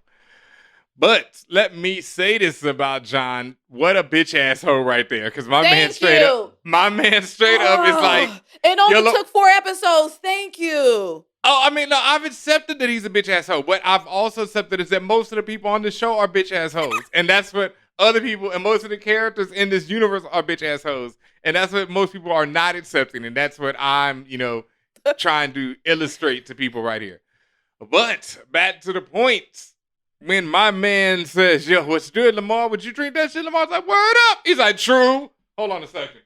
You know what I mean? Like, you even give your man's half? He was right there. Y'all sitting in the mall. Y'all could have ran in the bathroom. I don't know if it's a shot. You shoot each other in the butt. Y'all athletes love to do that shit either way. Slap each other on the ass when you do it. Like, woo, we did it. And walk up out of there, both y'all half juiced up. No helmet, no barber, no serum. No emoji. No emoji. My man, I mean, it was a rough life for Battlestar. Rest in peace, brother. Like, fam. It's really rough. But finishing up with Zemo, just the things he says that be making sense. Just, within that whole concept about super soldiers and the serum, Bucky mentioned Steve Rogers, Steve being an outlier to that thought process that Zemo has. But Zemo retorts that there hasn't been anyone like him since. Yeah, but and the answer is Sam is the closest to it. Easily. That's why the camera cuts to Sam. And that's why throughout this episode it shows a Sam. And Carly's a monster, so no. Oh my gosh. And also just, as I mentioned, I like that Zemo was also challenged, particularly by Sam, when he talks, he says all this stuff and it's like, super soldiers cannot be allowed to exist. And Sam's like, that's how gods talk. That's how people who have this just untold power, that's how they speak in very unilateral terms and very that is questionable.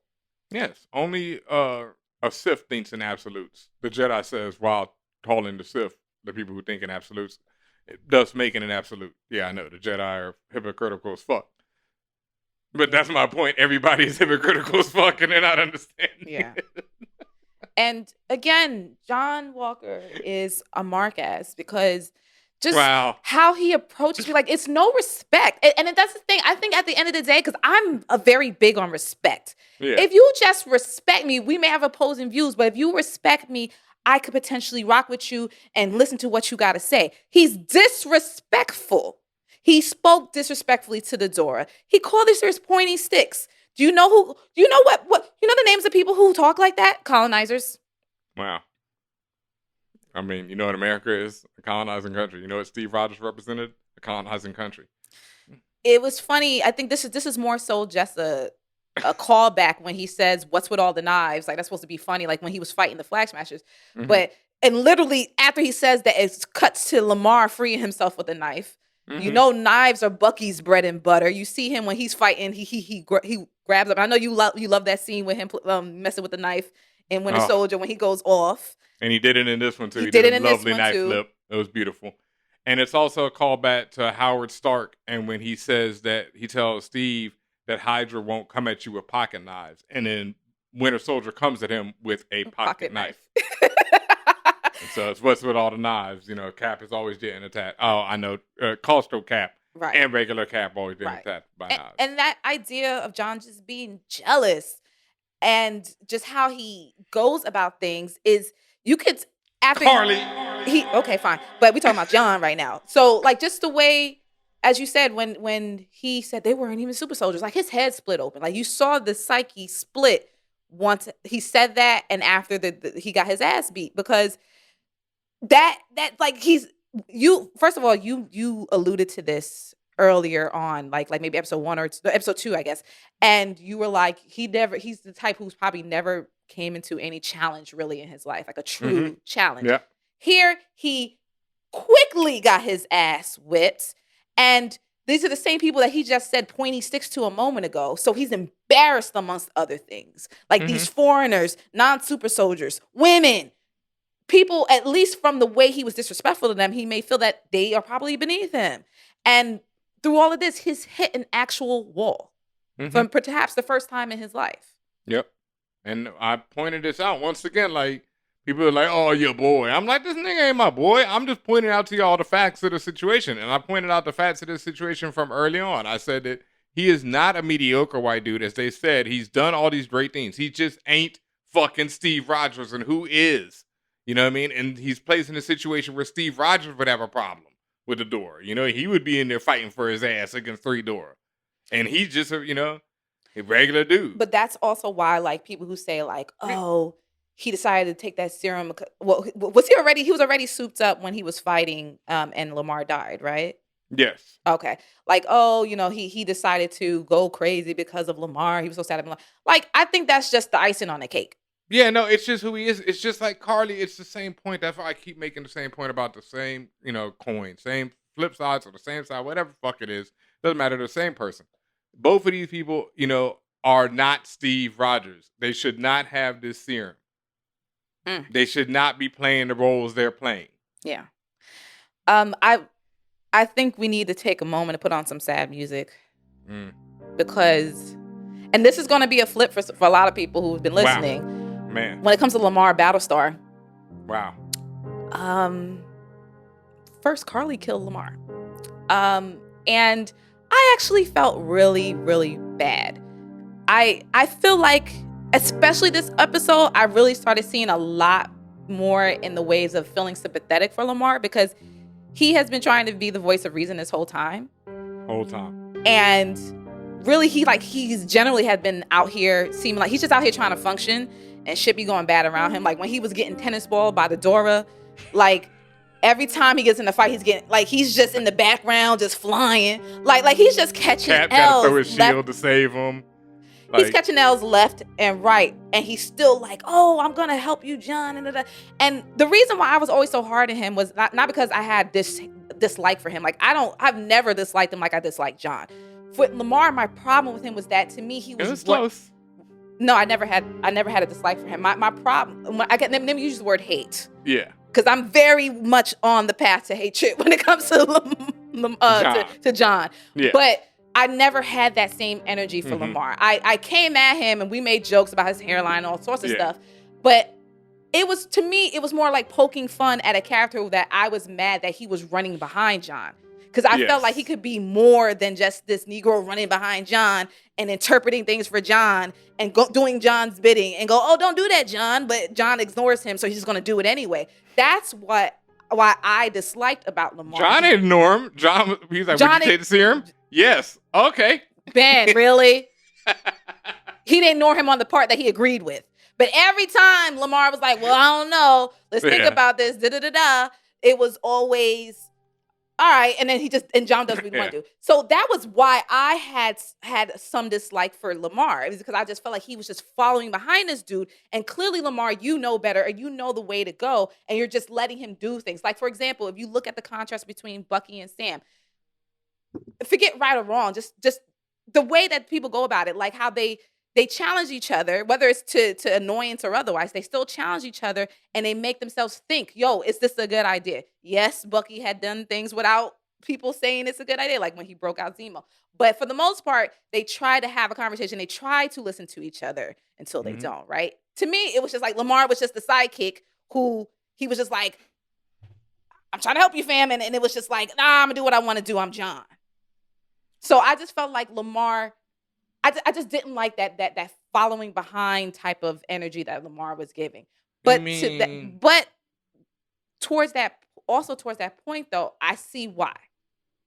That's his partner. Like you said, I think they said Afghanistan. They've been doing this. So go ahead. You don't like the following behind energy when it's Lamar, but when it's cheekbones.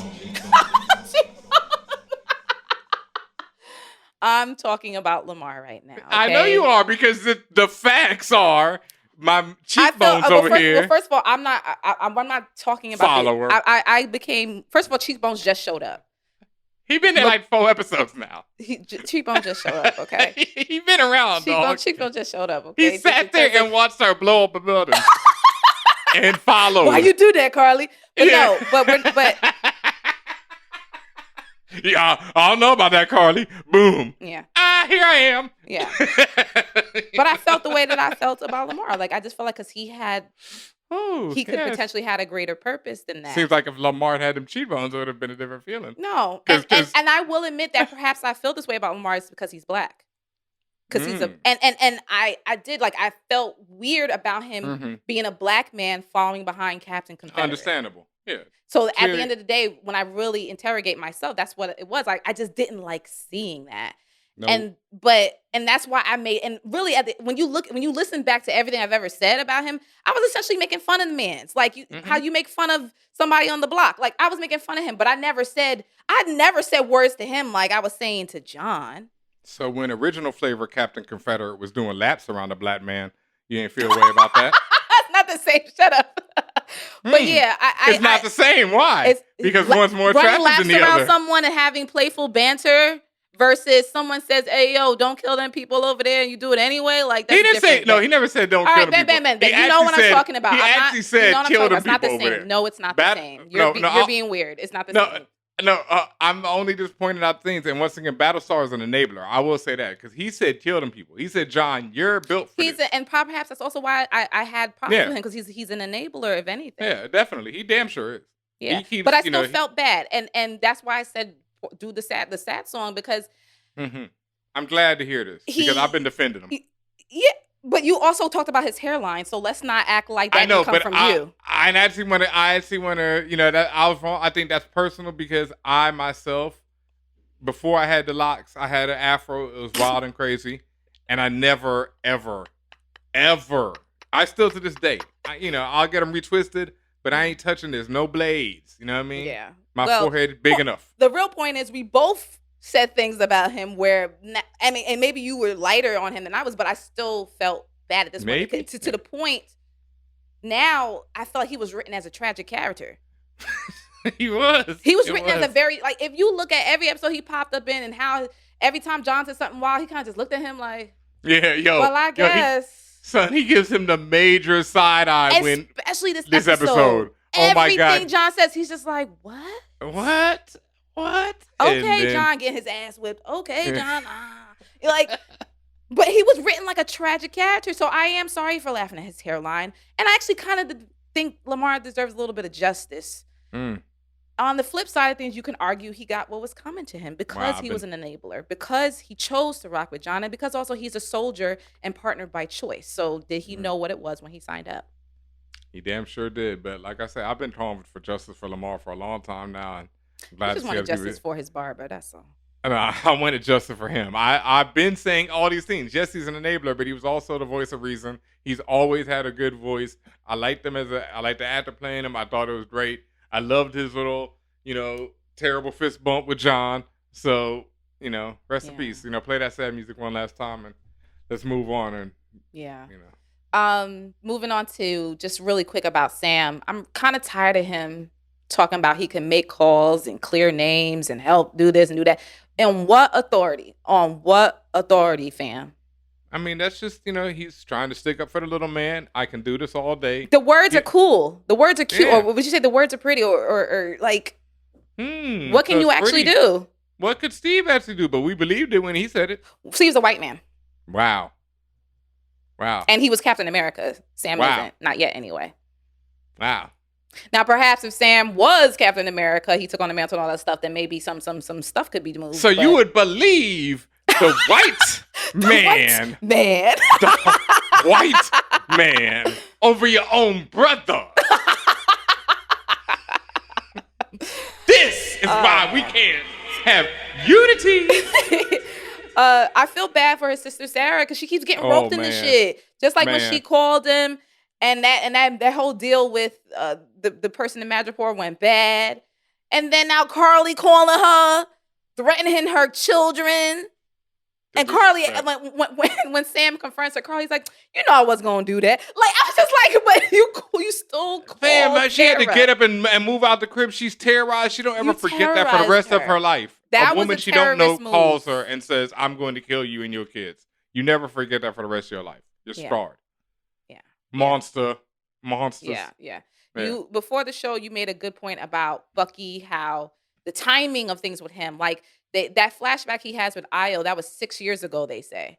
Yep, which would have been 6 years. And this takes place in April. So it had been 6 years ago in April or so.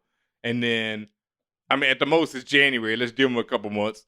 And then Infinity War, the events of the Wakandan invasion happened in May. So my man had little time. It was from war to war to war. War to war to war. And alien war, and that's minute you spinning a raccoon around doing pirouettes. Like, shit is all weird life for this man. Yeah, it's wild. Yeah. So that brings us down to the final portion, which is our Easter eggs. It's just a couple here that we haven't mentioned yet.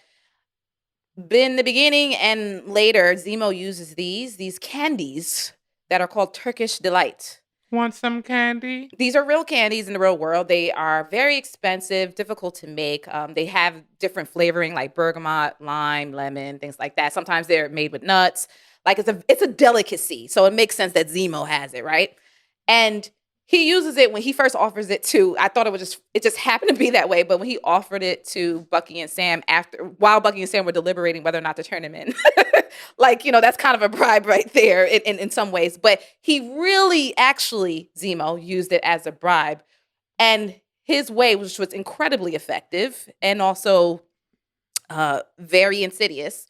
How he uses it to basically get information out of the children in the refugee camp or the displaced persons camp. And it's so creepy how it did it because he was singing a nursery rhyme as he approached children. Then he took out the candy, Zemo, this is all Zemo. He took out the candy and then he had the conversation with the little girl trying to find information about the funeral and where different things were. And the little girl whispered some information into his ear. And he also used that to paint Sam and Bucky as bad guys to try to ensure that the kids wouldn't trust them and give them information. Where, meanwhile, Sam and Bucky are doing what I thought was dumb, which was walking in straight into doors and saying, you know who Danya Madani is? Like, I'm not telling you who my man's is. Like, why would I do that? Yeah, that was That's like the cops coming here. You know where Benhameen is? Who is that?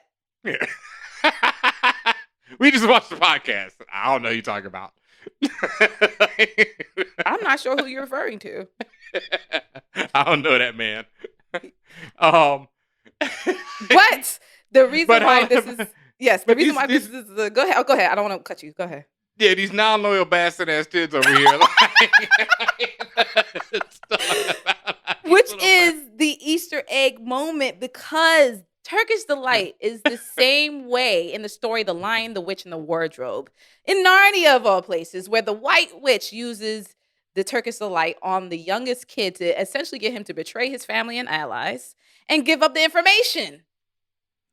As many people pointed out to us, I'm not sure if I've ever had it. I feel like I have, but they say Turkish Delight is ass.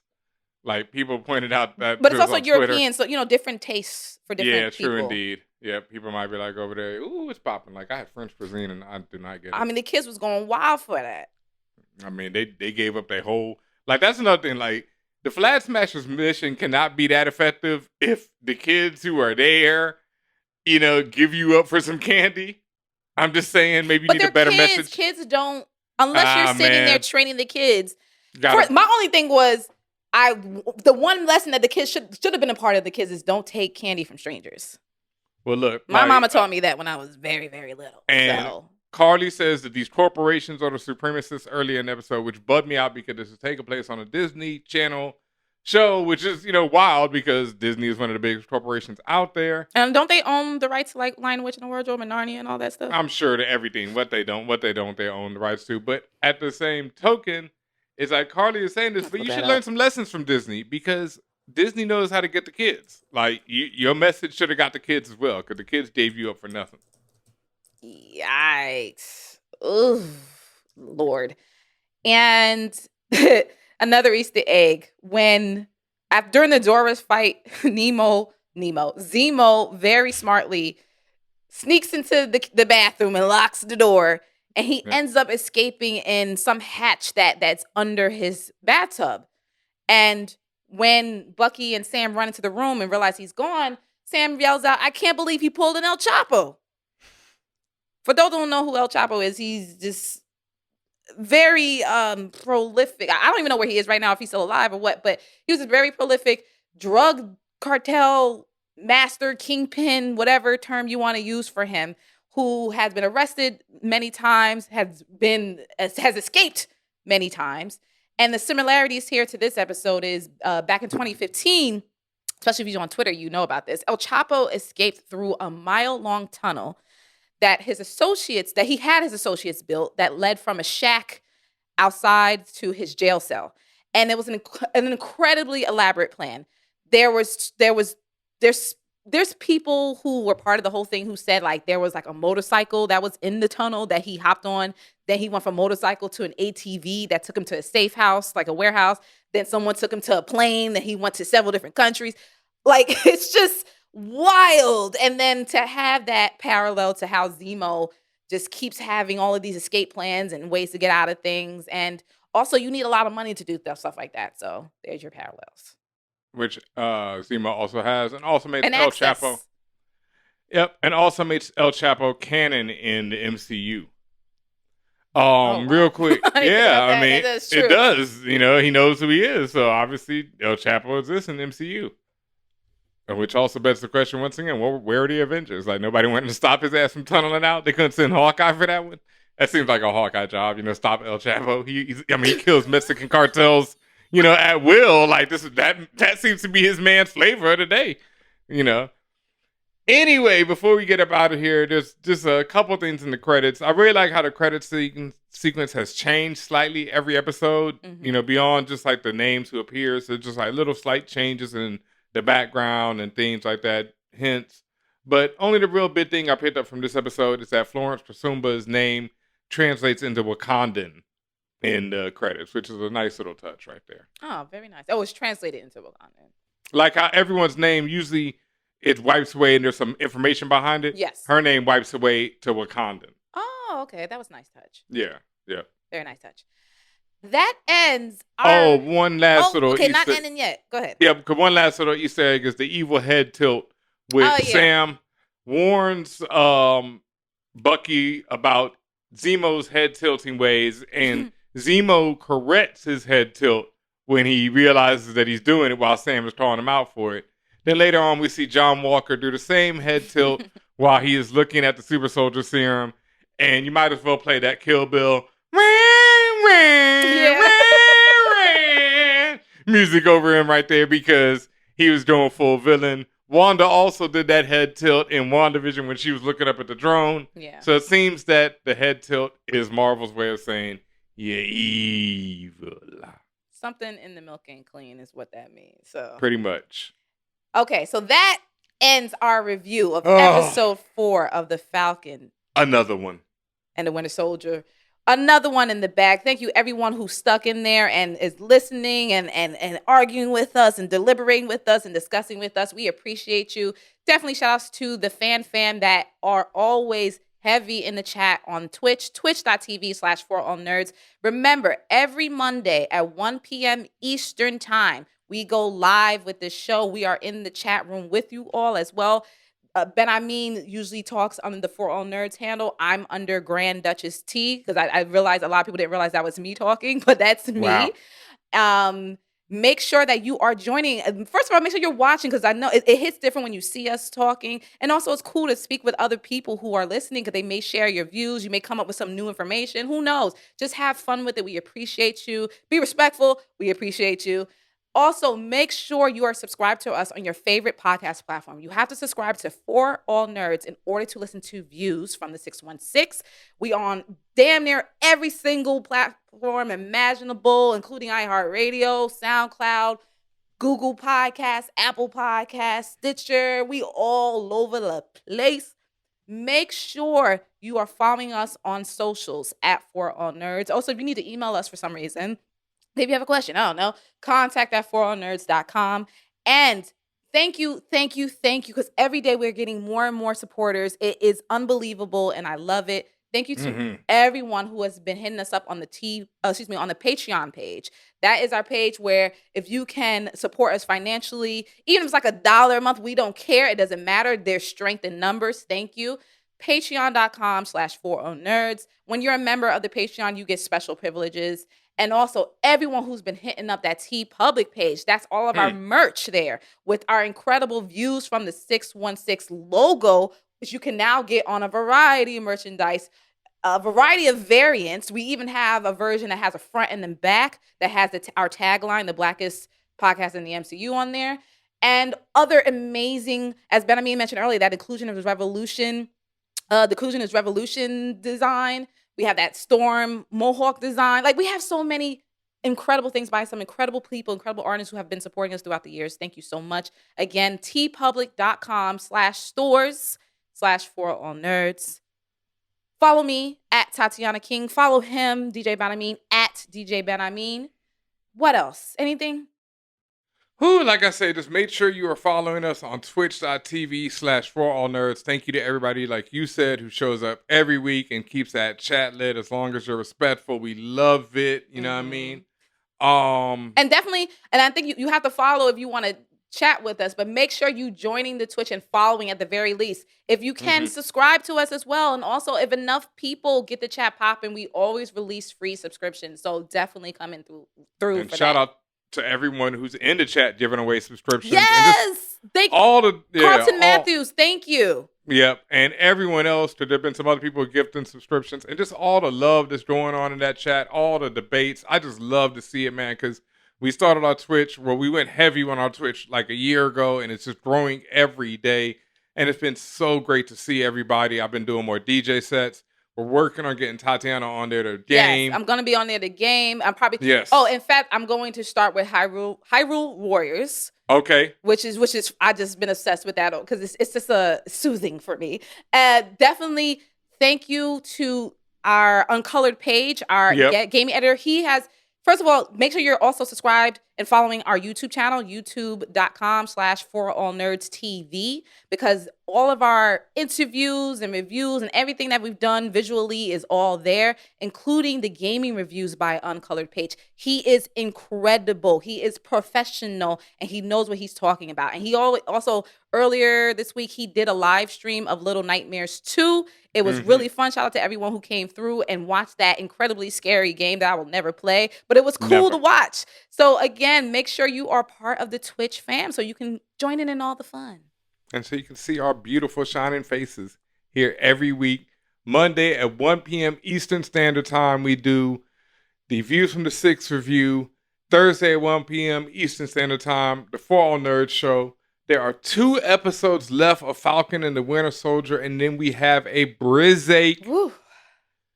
We need it, but we know that y'all love us. We love being here for y'all, so we're trying to figure out different ways we can keep it going until Loki drops. We were thinking about doing an MCU flashback review, like start with Iron Man and just go through the movies and just talk our ish. Won't be as deep as dives. We all seen these movies at this point. Yes. We just don't talk mess.